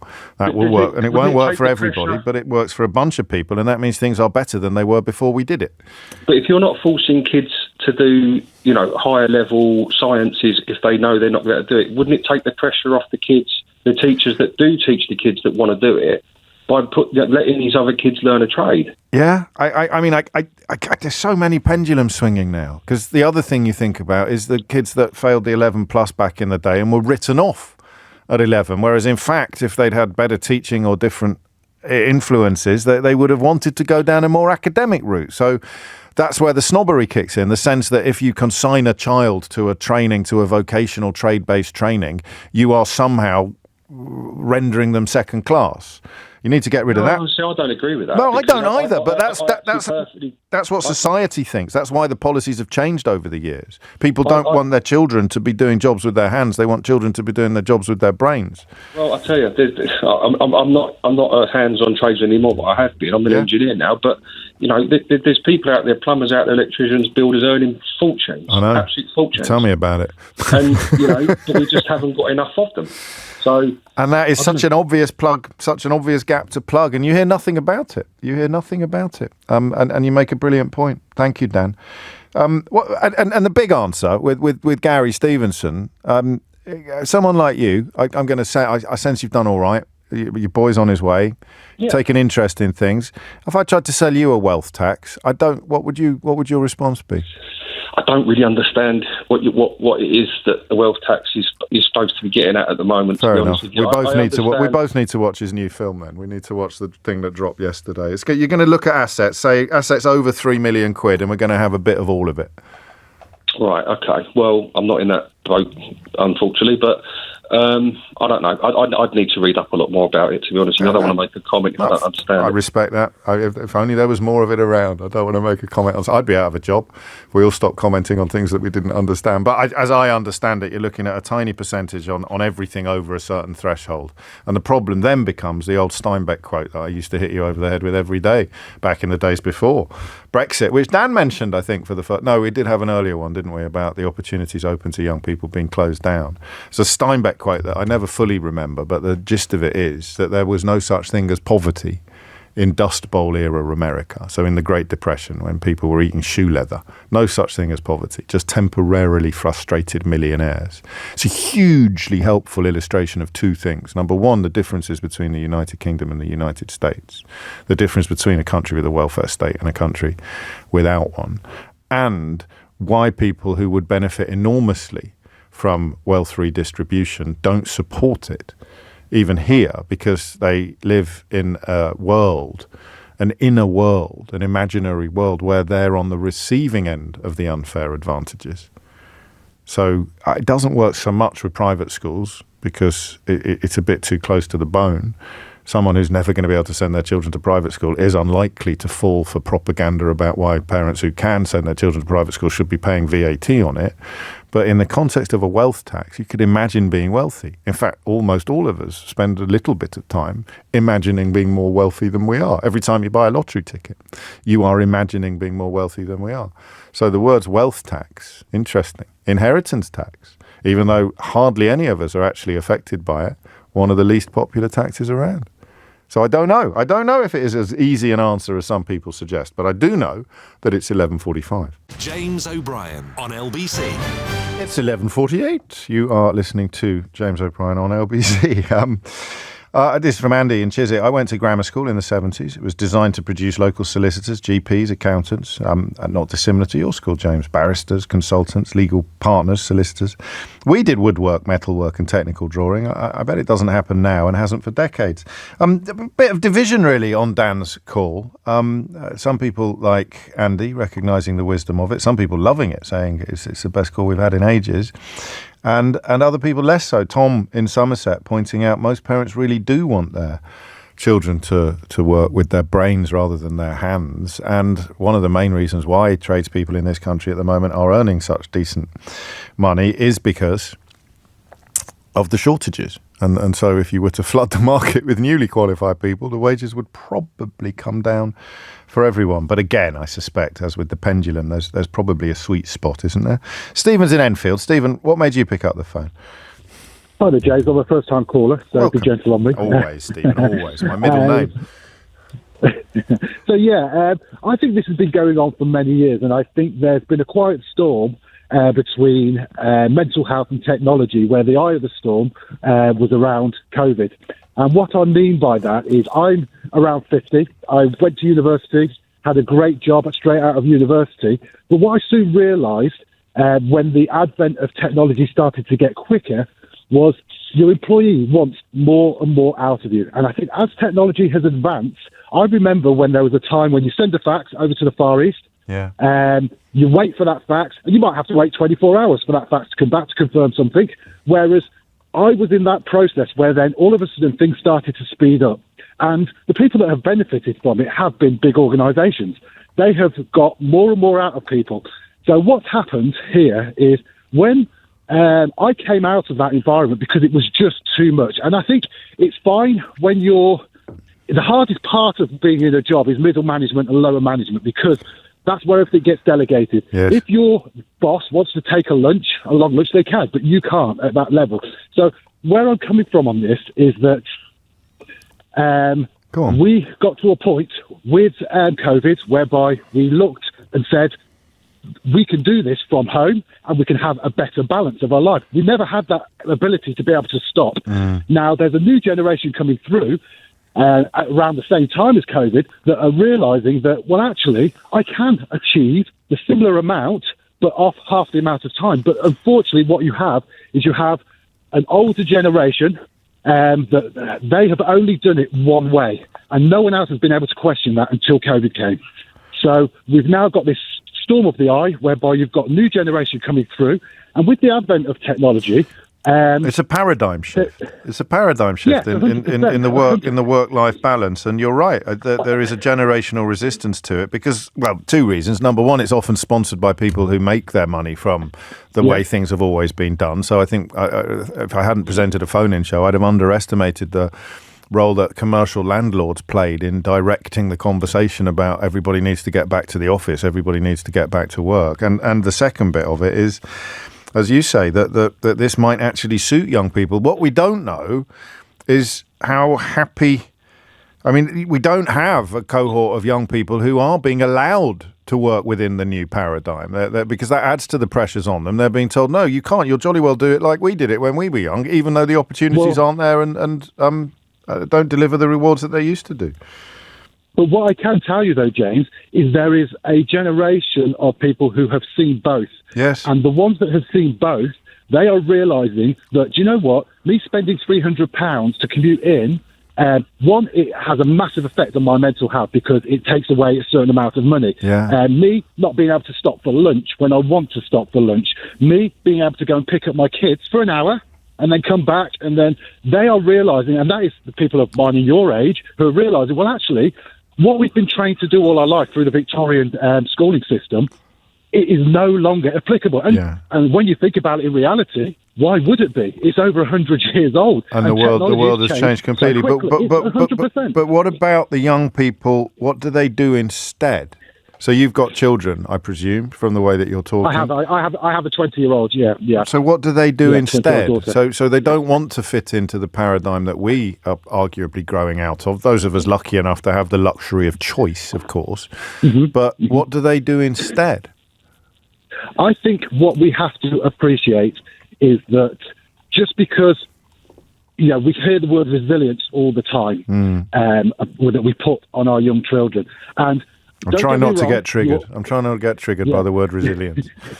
You will always get lazy people in life. That is just simple. That is fact. Yes. But majority, a big chunk of people, they do want to work. Exactly. But you have young people, again, and we take this for granted, growing up now, the mental health strain, even without work, is massive.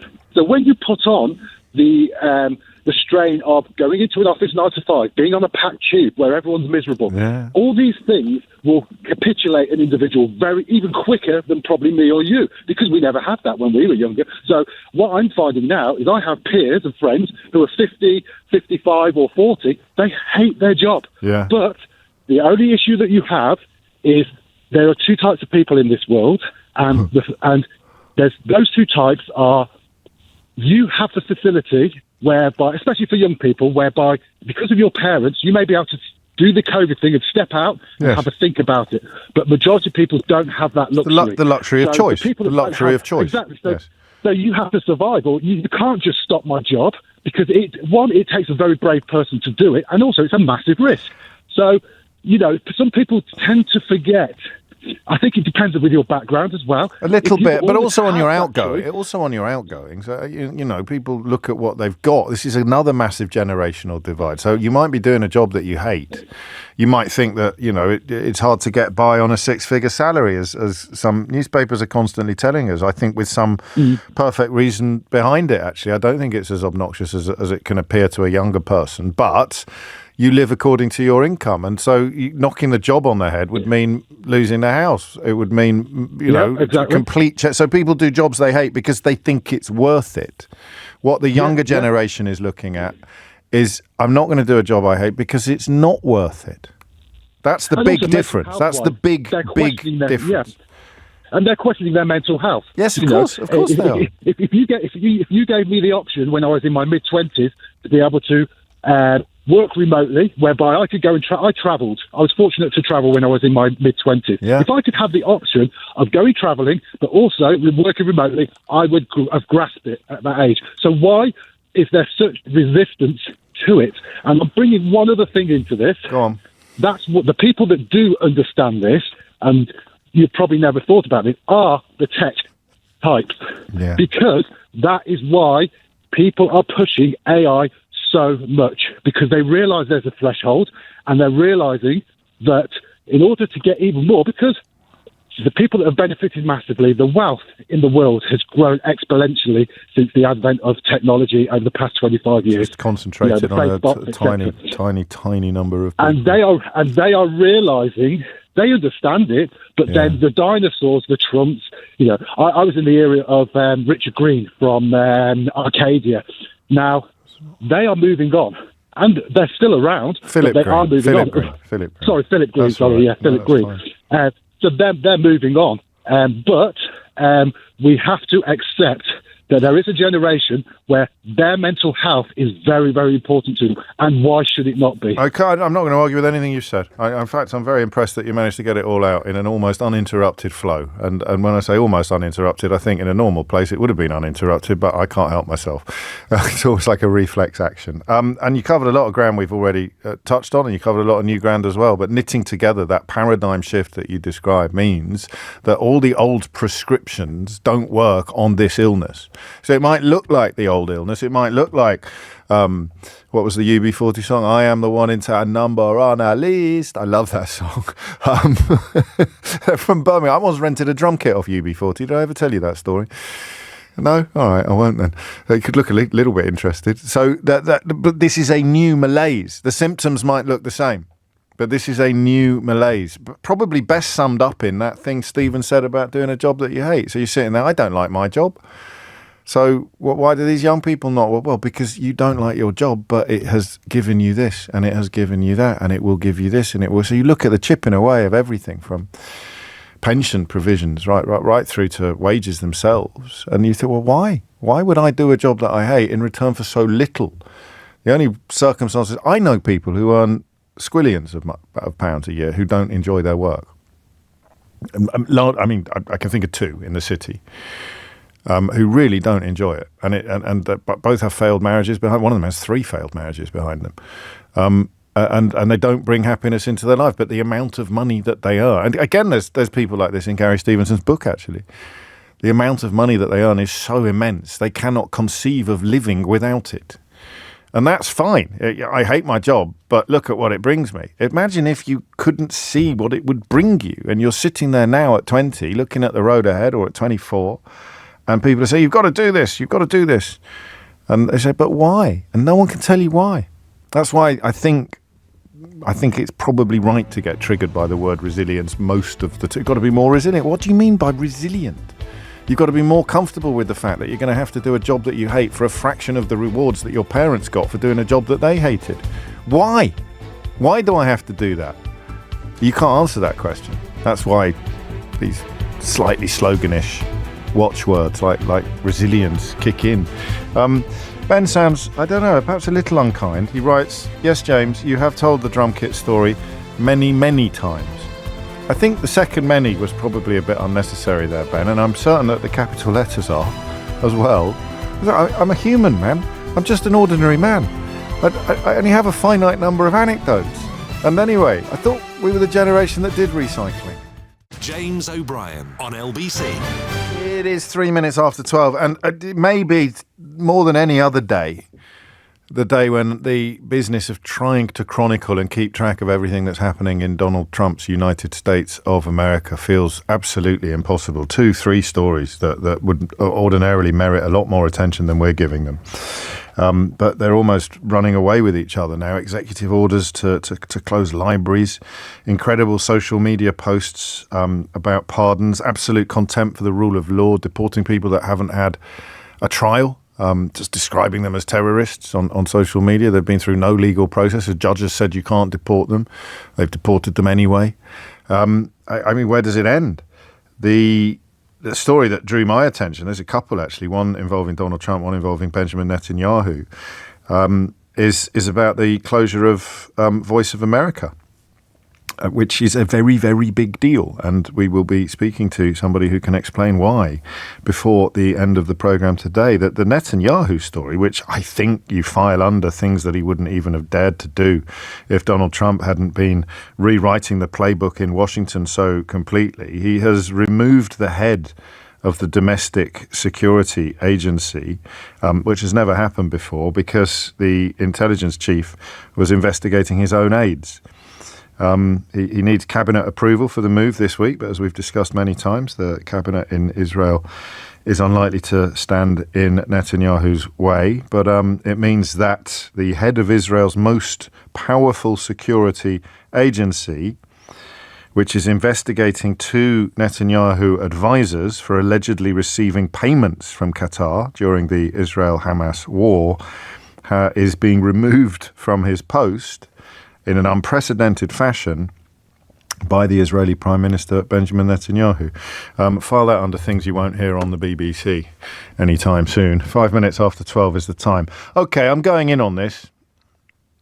It's a bit similar to the last hour, but I'm not accepting a failure to answer the question of what you would say in response to the question, why?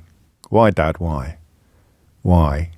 So, a book published this week in Germany, Why I Would Never Fight for My Country, sees a 27-year-old argue that ordinary people should never be sent into battle on behalf of nation-states and their rulers, even if it were to fend off an invasion.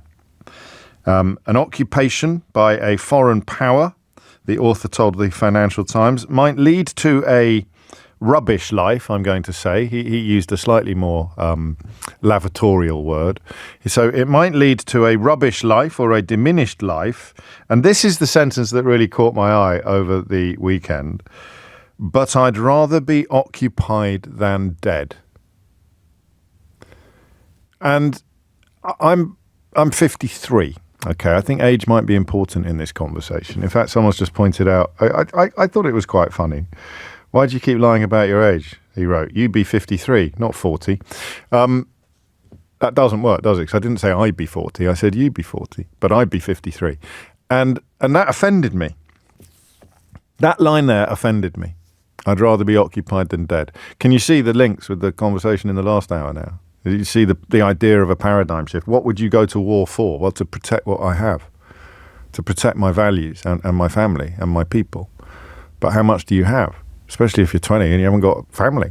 To protect my parents? Yeah, all right, I'd go to war to protect my parents. What if they didn't want me to go to war? That offends me. That line there offends me. And I am not given to performative patriotism.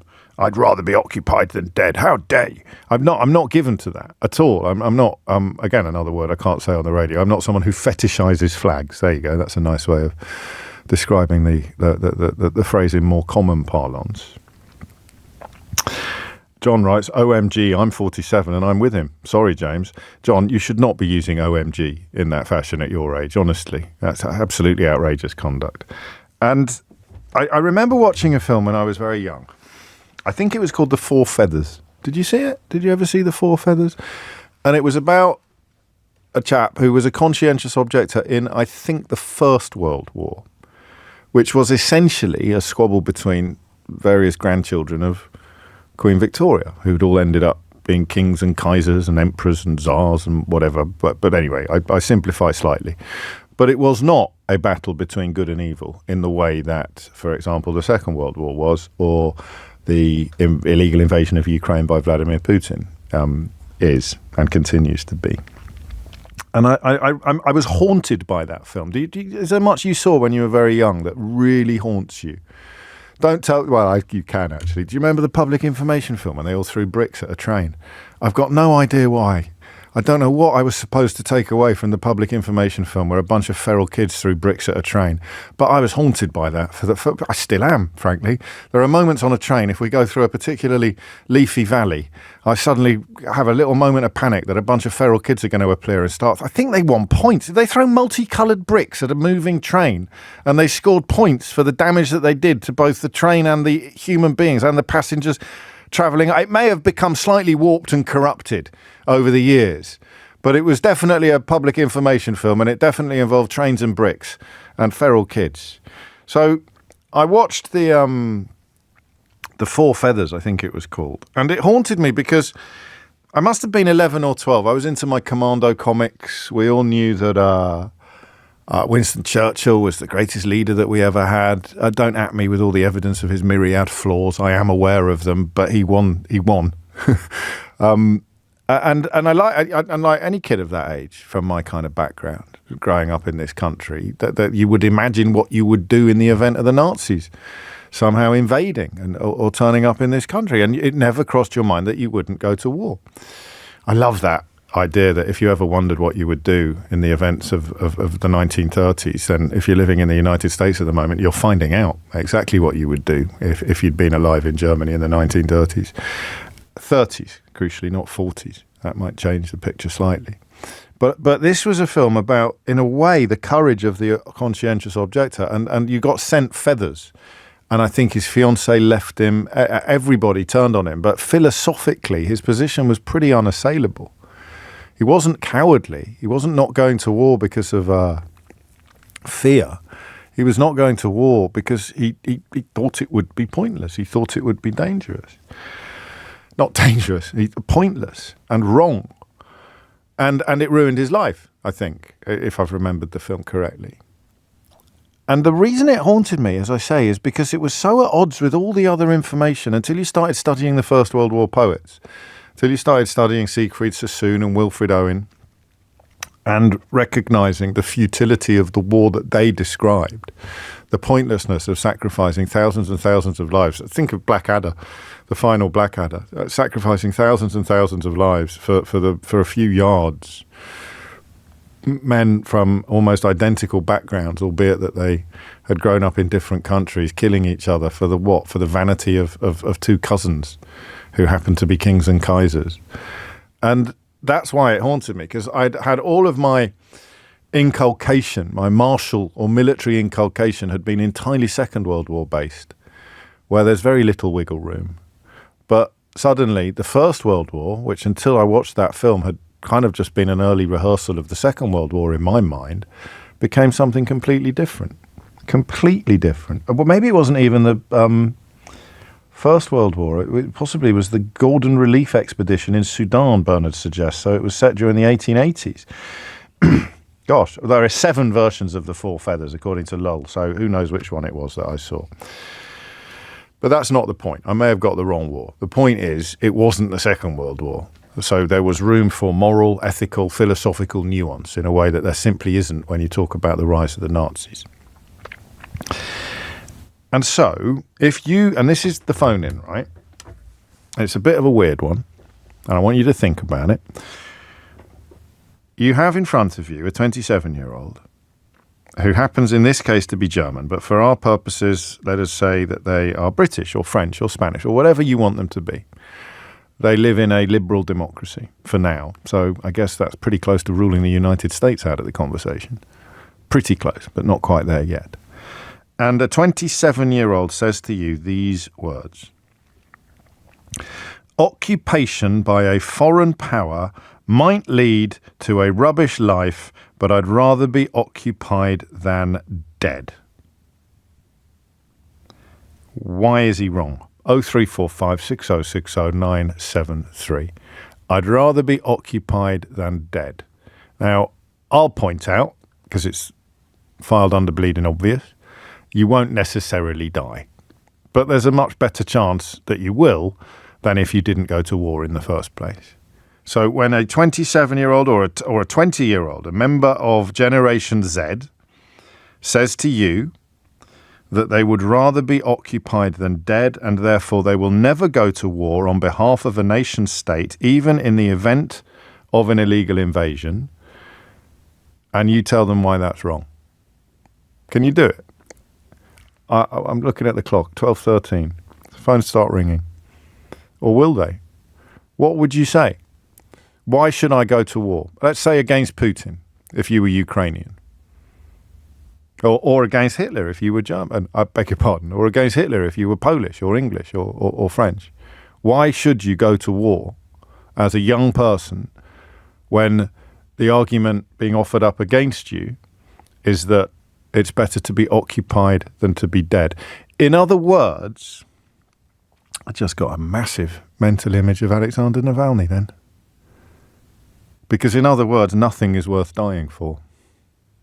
That's what this lad is arguing. I want you to give me your best answer to that question. Okay? Why is it better to risk death than to lead a diminished, a rubbish, a life under invasion, under oppression? Can you answer that? 0345 600973 is the number you need. This is a big one, all right? It's 12:15. I've got a guest joining us a little later, so the thrust of the question is entirely on you. I've got very little to add to this. I don't even know that I've got my own answer in a line. But these sometimes are the phone-ins that create the real magic. So there is a 27-year-old journalist, podcaster, aren't we all, in Germany, essentially saying, and meaning it, according to the journalist that interviewed him for the Financial Times this weekend, that I would rather be occupied than dead.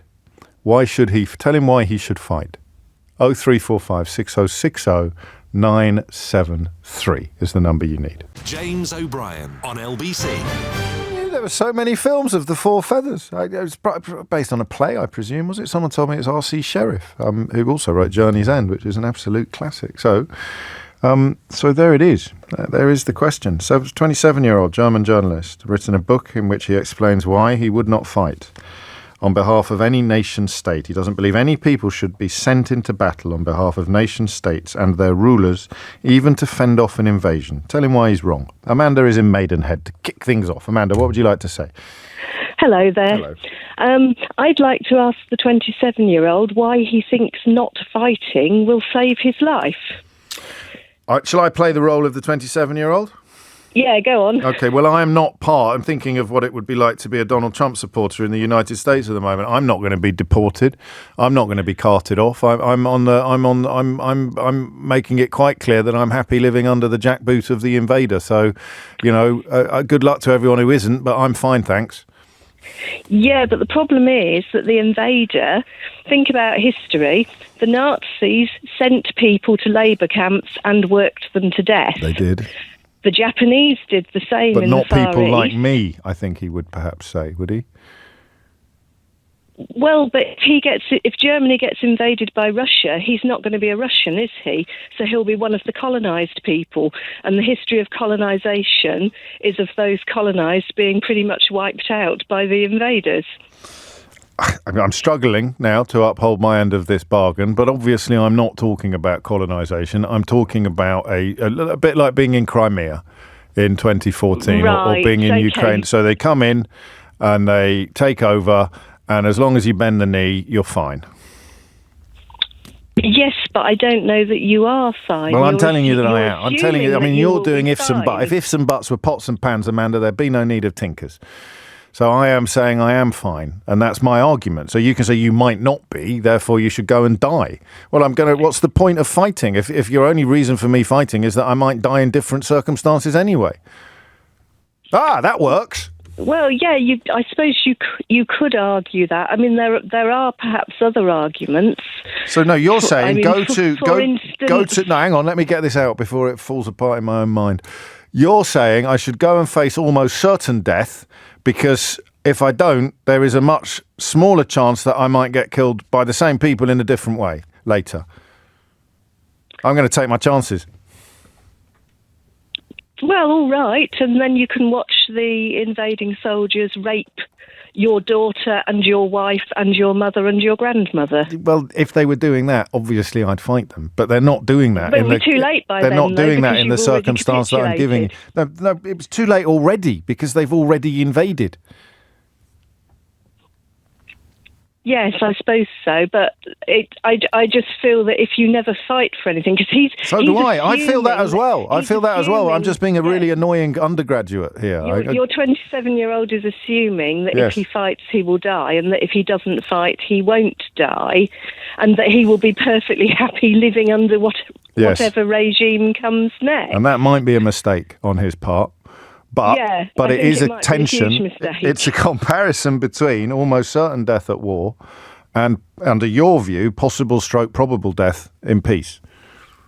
Yeah, I think it might depend partly on who you're being invaded by and how you think they're going to treat you when they get there. That's that for me would be one of the many clinchers. But try this from Chris. History is littered with incidents where, for instance, a fortified city where the defenders have agreed to let the attackers in or have asked the attackers to release the women and children, for instance, and let them go out. And then when they go out, they all get slaughtered. Yes, and one thinks of the Martin Niemöller poem as well about first they came for, and I didn't do anything because I wasn't one of them, and then they came for another group, and then they came for another group. But try this from Chris. I already live. Actually, I'll bid you farewell. Actually, because there's loads of other people waiting to talk about this, and I'll spring Chris's trap on someone else. Amanda, you've kicked things off perfectly. Thank you. Josh is in Bristol. Josh, what do you think? Hi, Chris. Hi, James. I completely agree with your previous caller. I tucked her up, mate. I completely pulled her argument to pieces. How can you completely agree with her? It's the erosion of choice, and I completely respect the view that you're making, the view that he's made. Do you? I don't know if I do. But the idea that that you'll have this choice later on. Through occupation, I think is the core issue at this point. It's absolutely about the erosion of choice. And if you take your example you made about what if it was Putin, what if it was Russia? Yes. Do we really think we'd have the expression to be able to talk about this choice? And I'm not just talking about freedom of speech, but therefore to act on that choice. Again, it's a very good point. Half of 18 to 24-year-olds in Germany either voted for the far right or the far left in the last election, either for the Alternative for Germany or Die Linke, and they are both opposed to arming Ukraine. So they're not only saying we wouldn't go and fight ourselves, but we don't think we should be spending our money on helping those who are fighting to defend their own country. So, I mean, they only reach so far, these arguments, don't they? Yes, no, you're absolutely right. But again, it goes back to they have the choice to be able to do so.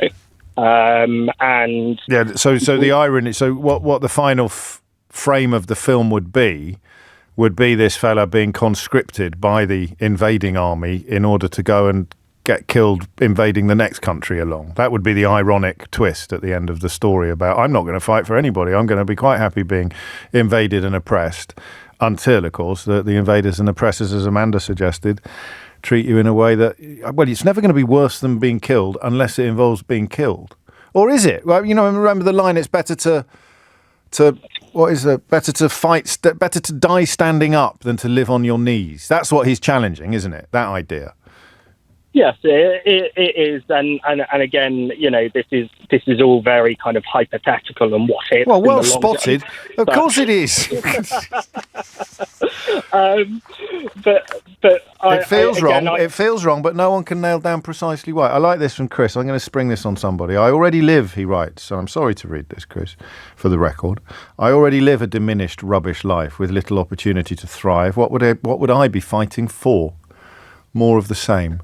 No, I'd be fighting. Yes, you would be fighting for more of the same, with a little side order from Josh and Amanda of explaining why things could be. You might not be happy with what you've got at the moment, but it could be immeasurably worse, and that's why you would be fighting, I think. Jan is in Chislehurst. Jan, what would you like to say?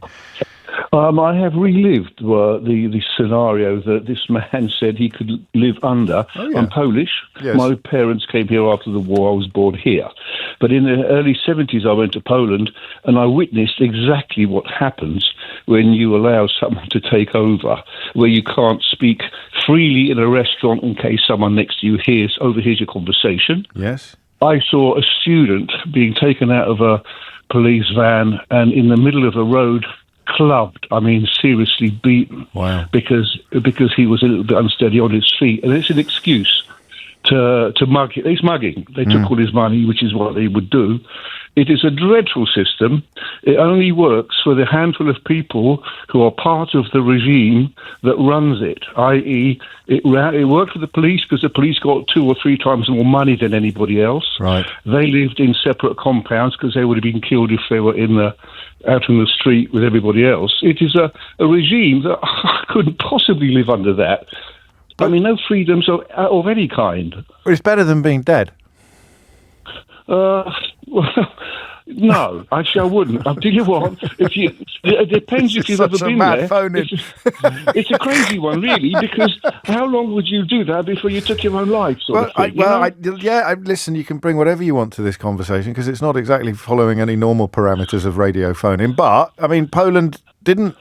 It resisted, but it didn't rise up against the powers that were in place. I know Solidarność did later, but there was not a military. There wasn't a revolution, was there? An armed revolution. And there was a very good reason for that. And they don't talk about it here. But when I was there, I was told that if there was a small insurrection somewhere, the army would come crashing down. Yeah. And they were brutal, but apparently all the people in the demonstration didn't recognise anybody. They didn't speak Polish. They had Polish uniforms on. Are you with me? This is how they do it. So they sent in Russian troops to crush the Polish rebellion. There were several very large compounds full of very young Russian men. But this is why you wouldn't fight, you see. You're arguing yourself out of your original position. I'm not going to start fighting if I'm going to get crushed by a bunch of Russian conscripts. No, but what you do is... Outgunned, outnumbered, outmanned. Because they'll pick you off one at a time, slowly. But if you all mobilise, then that's a revolution. Then that's different. Look at Hungary eventually, you know? Yes. No, I'd fight. I think I'm an idiot. I think I'd fight even facing certain death. I think I would. You never know. I would fight everywhere, especially in the taverns. I mean, yes. I mean, I would go for it, even though I'm 73. Well, you could have my back. I'll have your back. Peter's been in touch. He says, I think I feel a bone spur coming on. That would be that would be one way of avoiding things. And someone who I think possibly is suffering from an almost criminal inability to get the point. Glenn's been in touch to say, O'Brien, left-wing coward. Oh, Glenn, I presume that you've accidentally turned your radio on, because if you're that stupid, the actual business of understanding how the knob works would presumably be beyond you. Speaking of knobs, 28 minutes after 12 is the time. Thank you, Jan. What would you say to someone who said, why would I face certain death? That's why I thought of Alexander Navalny, you know. I don't know if you've read his book. I also have the great privilege of calling Vladimir Kara-Murza a friend, and that they are men who know they will probably die. I mean, I think Navalny knew on some level that he was going to die and that it was worth it. And that's not even military fighting. That is just looking at the world and thinking I have to speak up, even if it will mean I will die. I think I'd be that person, but I can also see how, to an outsider or even to a partner, you desperately want not to be that person, wouldn't you? What's the point? What does your death achieve? Something that can't be put into mere words. What would you say to the 27-year-old who says, I'd rather be occupied and running the risk of all manner of terrible outcomes, but only running the risk of them? I'd rather be doing that than going to war and almost certainly dying, almost certainly getting killed. Think of the First World War. This is a message for the ages from Karen. I think most arguments can be made through the medium of Die Hard. I'm thinking of the yuppie who was pleading with Hans Gruber for his life. I got that message earlier as well. I wonder how much of the world we could actually understand better through the medium of Die Hard. I suspect quite a lot, to be honest with you. But what would you say to this lad? What would you say to this chap when he says, not me, mate, no way. And you said, no, you really have to, because... Here's Amelia Cox with your headlines. James O'Brien on LBC. 12:33 is the time. You're listening to James O'Brien on LBC. Many young Germans may simply be fundamentally opposed to the idea of signing up. A couple of you pointing out maybe this is a German condition, and that if it were a young Brit or a young Frenchman. It may be different. I don't know. Last month's federal elections saw two parties that oppose arming Ukraine, far-right Alternative for Germany, far-left Die Linke, claim almost half of the votes of people aged 18 to 24. 58% of Germans recently said they would support a return to conscription, 58%, but that figure drops to a third when you're talking to 18 to 29-year-olds. And I wonder whether it is linked to some of the elements we were discussing in the last hour. Will picks up on this point. We've spoken today, and he's talking about the first 2 hours of the show, about how working no longer provides the life that it used to. We're always told that there is no magic money tree, and yet there is always money for war. The concept of giving back to your country may be broken because people don't think their country has given them anything to begin with. And that's why these two stories, one about work ethic and one about military service, arguably speak to a similar phenomenon. James writes, for one thing, of course, your 27-year-old German lad would not be able to write his anti-war piece after Russia had invaded, and he might even find himself in prison and then sent to the front. And this is a lovely message, actually, from Richard. Thank you, Richard. You ask, what does Navalny's death achieve? Only rhetorically, as you know, but it's still worth reading this answer. It's simple. You're talking about him, and he will never be forgotten. He will always be spoken of with reverence when freedom is at risk. Yeah, by some of us, Richard, but some of J.D. Vance's speeches recently remind us that even the Vice President of the United States of America can talk about European countries in a profoundly dangerous and dishonest way. And Dave has come over all poetical. He says, what would be the point in life if all it contained was fear and misery, James? If that was all there was to life, then life would not be worth living at all. And there's the point. What are you fighting for? A life worth living. What are you sacrificing in pursuit of that? A life not worth living. Theo is in Crouch End. Were you in Kyiv last time we spoke? I was, yes. From Kyiv to Crouch End. There's a memoir I'd read. Well, you sound well. I hope you're safe. What made you pick up the phone today, Theo? Well, it's a conversation I've had actually with some of my friends. And having been in Kyiv, reporting from there, and having heard the shaheeds overhead, yes, the choice becomes a lot easier. The Russians are there to take away everything about what makes Ukrainians Ukrainian. Mm. And if they were to do that in Germany, if they were to do that in Poland, the Baltics, God forbid, do that here, which, I mean, they consider themselves at war with us already, then the choice would simply be easier. It's quite luxurious to say, I wouldn't do that. Well, yes, it is. And it's a luxury, perhaps, that comes with being the age that makes all of these things feel very, very far away. And the fact that you're of a similar age, but you've been in the middle of it, means it doesn't feel very, very far away. No, it doesn't feel far away at all. So you are fighting for... I just came up with a glib phrase before you came on. You are prepared to sacrifice a life not worth living in order to secure a life worth living. Well, I mean, I'm a journalist. No, I know. But, I mean, I'm putting words into their mouth, not yours. Yeah. I guess so. But there's resistance there, though. Some Ukrainians don't want to be conscripted. Some very true. Yeah, and there are those who have fled the country, and it's understandable. It's terrifying. War is horrifying, and especially the Russian way of war is brutal in the most despicable way. You go to Kherson, they will just bomb you. I know you talked to Eleanor about Navalny as well, about the knowledge that he was going to die. We see that as martyrdom, right? We see that as one of the noblest things a human being can do. But it's not hard to see it differently. I don't, for the record. But you know, if he was my dad, perhaps I'd still want him to be here. I think he was attempting to secure a better future for others. Yeah. Sacrificing one for many. I don't know if it'll work. Like I said earlier, but there are two Russias, a friend of mine says, and the liberal one has been shot, poisoned, or thrown out of a window. Yeah, I mean, that's a pretty stark illustration, and perhaps one that our 27-year-old German friend would benefit from thinking on. I may even read his book, to be honest with you, because you have to imagine it's got some rather more cogent arguments than I've managed to conjure up today. How long are you back for, Theo, if you don't mind me asking? I'm back until early April, and then I'm going to be going away again for as long as I can keep funding it. Are you? Okay. Yes. Have you got a website or anything? People want to follow your work more closely? I have a Substack. Yeah, that'll do. Go on. It's Dictators vs. Democrats, or Dictators v. Democrats. It's about the wars against democracy in general. Thank you. And it's free to subscribe. There you go. Happy to give that a shout. And no doubt ways there to find out how you can help support the work that Theo does. 12:39 is the time. Dictators v. Democrats on Substack. I mean, it's a funny one, isn't it? Because it feels like, that's why I was drawn to it as a phone-in topic.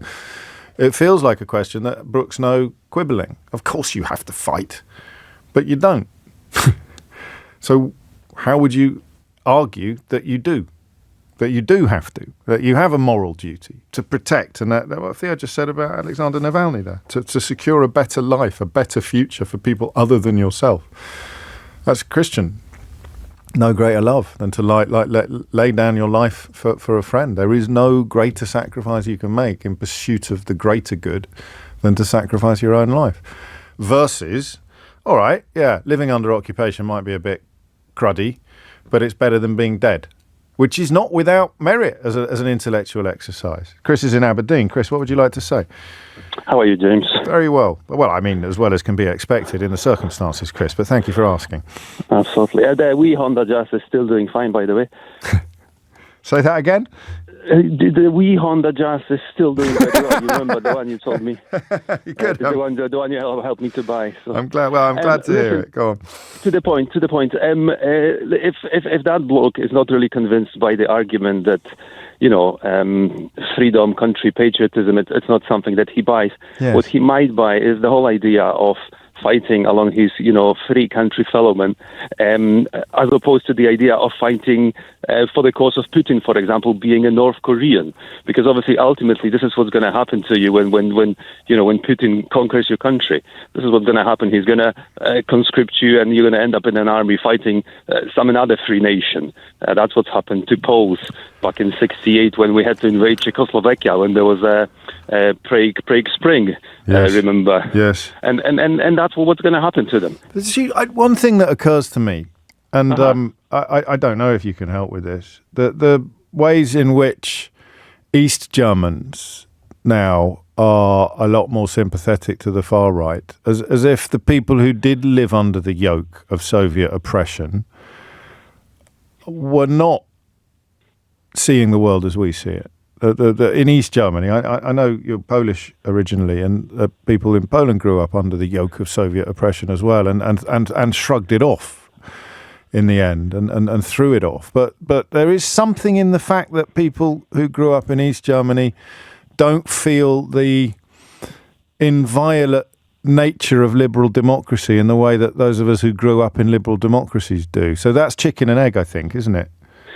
I think it is. I mean, some people are just afraid of democracy, and sometimes when I speak to people who still remember communism in a proper way, I was only a wee child back then. But there you go. That's integration there from wee Chris in Aberdeen. Go on.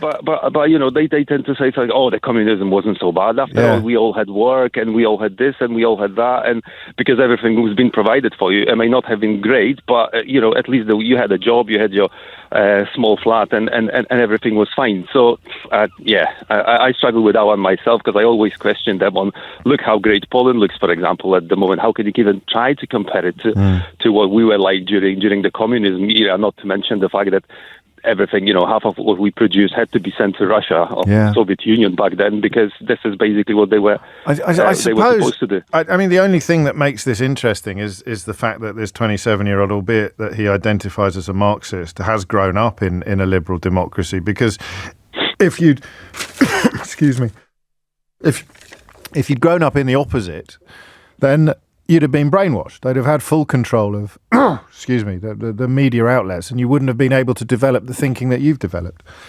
Absolutely, yeah, and this is where part of this tragedy is with the Ukraine war, because I'm not even going to speak about Russians, but if you look, for example, at the North Koreans, they've had absolutely nothing to do with that war, and they've been brainwashed from the moment they were perfect, absolutely they were perfect, born, and now they are dying as a meat fodder. You cannot really tell that they are anything else on the front, fighting people who are trying to defend the country, and along with us. 3 people on the Western world, make the future the best for them and the children.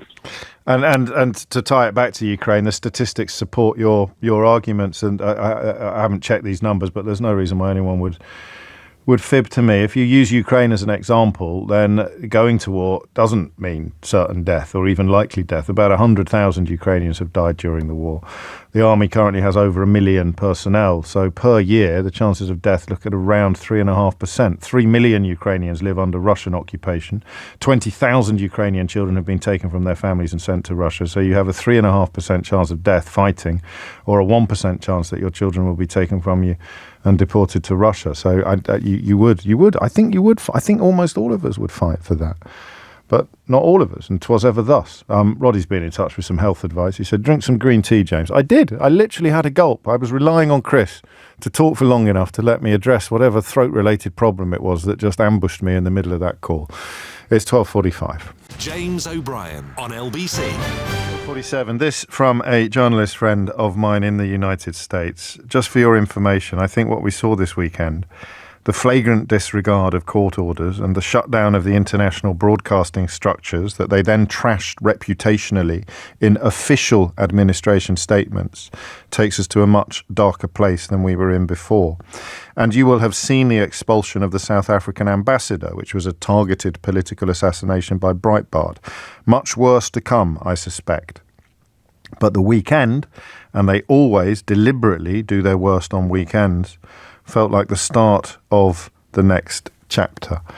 And it plays, doesn't it, that message into what I've said to you about the near impossibility of chronicling the full extent of the assault upon the old order, upon checks and balances, upon decency itself that is underway in the United States. The shutdown of the international broadcasting structures that my friend refers to includes Voice of America, where all employees have been put on administrative leave. This is the biggest international broadcaster, the US's biggest international broadcaster.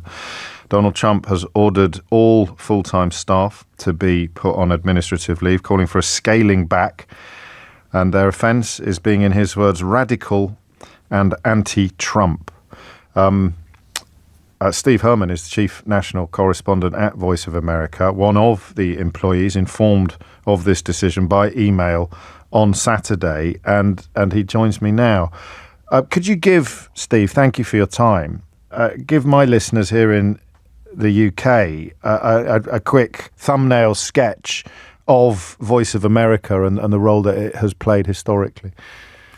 Sure. I just need to preface what I'm going to say with a couple of things. One, I'm just speaking on behalf of myself here. I'm not authorized to talk. I usually have to go through my chain of command, but I'm not sure I have a chain of command. Good Lord. Anymore, James. I hear you. And I was actually the first to be suspended back on February 28th when I received a letter telling me I was under investigation for my social media posts and tying it to a Trump executive order from a couple weeks before that, which talked about Foreign Service officers demonstrating loyalty to the policies of the president, or they could be suspended or terminated.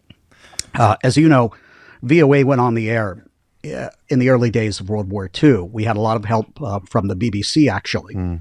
And what it was meant to do was basically report fairly about what was going on during the war, because until that time, with the exception of perhaps the BBC, what you heard on the radio, and that was the media of the day that could travel instantly from Japan, from Italy, from Germany, was that they were winning every battle in the war. And VOA built up credibility by telling audiences the truth. That continued through the Cold War, and then the fight against global terrorism and the struggle for freedom in many countries that are very repressed or do not have a free press. And we've been doing it in recent years in about 50 languages, radio, television, online, and most of the popular apps that are applicable to the target country. Did you know? I mean, had it ever crossed your mind that it was even possible to cut the entire organization off at the knees in this way? We expected perhaps a lot to happen, but we never expected this. And at this hour, I cannot tell you whether the Voice of America exists or not. In the past couple of days, there's been less and less programming. Some of the transmissions are falling silent, and TV programs in such languages as Burmese and Persian are just running a sort of a video loop promo tape. That's it. There's a rather hideous symmetry to the idea of an outlet founded to counter Nazi propaganda being closed down in 2025 in the United States. I hesitate to ask this question, but do you think it will end with you? I don't know. I don't want to speculate about what may happen in the future. I've been in touch with a number of lawyers who believe that there will be legal challenges to this. There has been some positive restraining orders you may have seen with some of the other U.S. government agencies that were effectively shut down by the Doge team. So one can only remain optimistic at this point because what is the alternative? Well, we know that he's used the word illegal to describe MSNBC and CNN, which is part of the thinking behind my question. But of course, I understand your reluctance to move into the realms of speculation. Outside of VOA, outside of your purview, the speed with which Doge and other Trump allies have undone things that for a long time seemed impossible to undo must have chilled you both professionally and personally.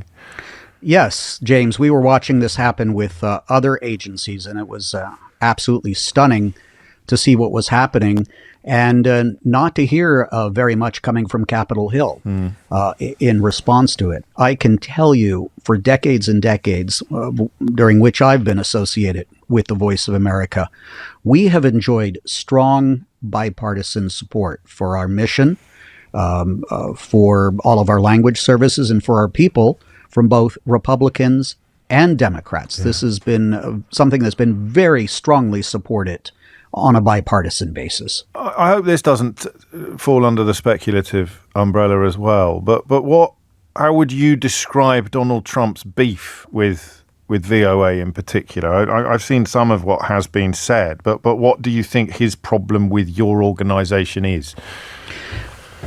I've had dozens, if not hundreds, of encounters with Donald Trump during his first term, as have my colleagues. And until last Wednesday, we never saw any sort of visual expression or verbal expression of disgust with VOA until my successor as White House bureau chief, Patsy Widakuswara, was questioning Donald Trump when he had the Irish Taoiseach visiting in the Oval Office. And a few days later, of course, everyone got the notices that they were suspended with pay. But there were some things happened in the first Trump administration when politically appointed leadership came after me and executives of USAGM and, had accusations of the same sort of accusations that have been hurled about in the past few days, that, it's a radical leftist advocacy organization. We were creating false narratives, that some of the language service people we had were potentially spies. There were concerns about their security clearances and things like that.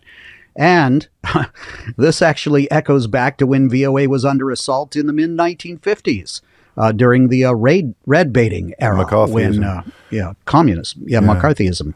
And it's not just you, of course. Radio Free Europe, Radio Liberty, various other organisations that even, the Czech foreign minister describes RFE as having been a beacon for populations under totalitarian rule, from Belarus to Iran, from Russia to Afghanistan. And RFE and Voice of America are among the few free sources for people living without freedom. How conscious of you were you of that when you were doing your work? Did you know that you were speaking to people who had no sniff of the freedoms that we've taken for granted all our lives? James, over the years, I've met many, many people around the world in our audiences who told me that VOA essentially gave them their first test of freedom, that it, in some cases, led to their decisions to defect from their countries, or that they now speak our language because of our learning English broadcasts. I'm sorry, it's with an American accent, but not a British accent. Well, everywhere is these days. That's I think that battle is lost. I'm going to read out what Elon Musk has said about this. I know you'll be familiar with it, but I think my listeners should hear. While winding down this global government propaganda agency, it has temporarily been renamed the Department of Propaganda Everywhere, which he hilariously parenthesizes as dope. I keep hearing from your vice president that my freedom of speech here is under threat from unspecified sinister forces while this is happening on their watch in Washington. Well, there's a lot being said out there, and some things that start out as a joke in Washington in recent months turn into reality, as you're well aware, especially when it comes to certain acronyms. Yeah.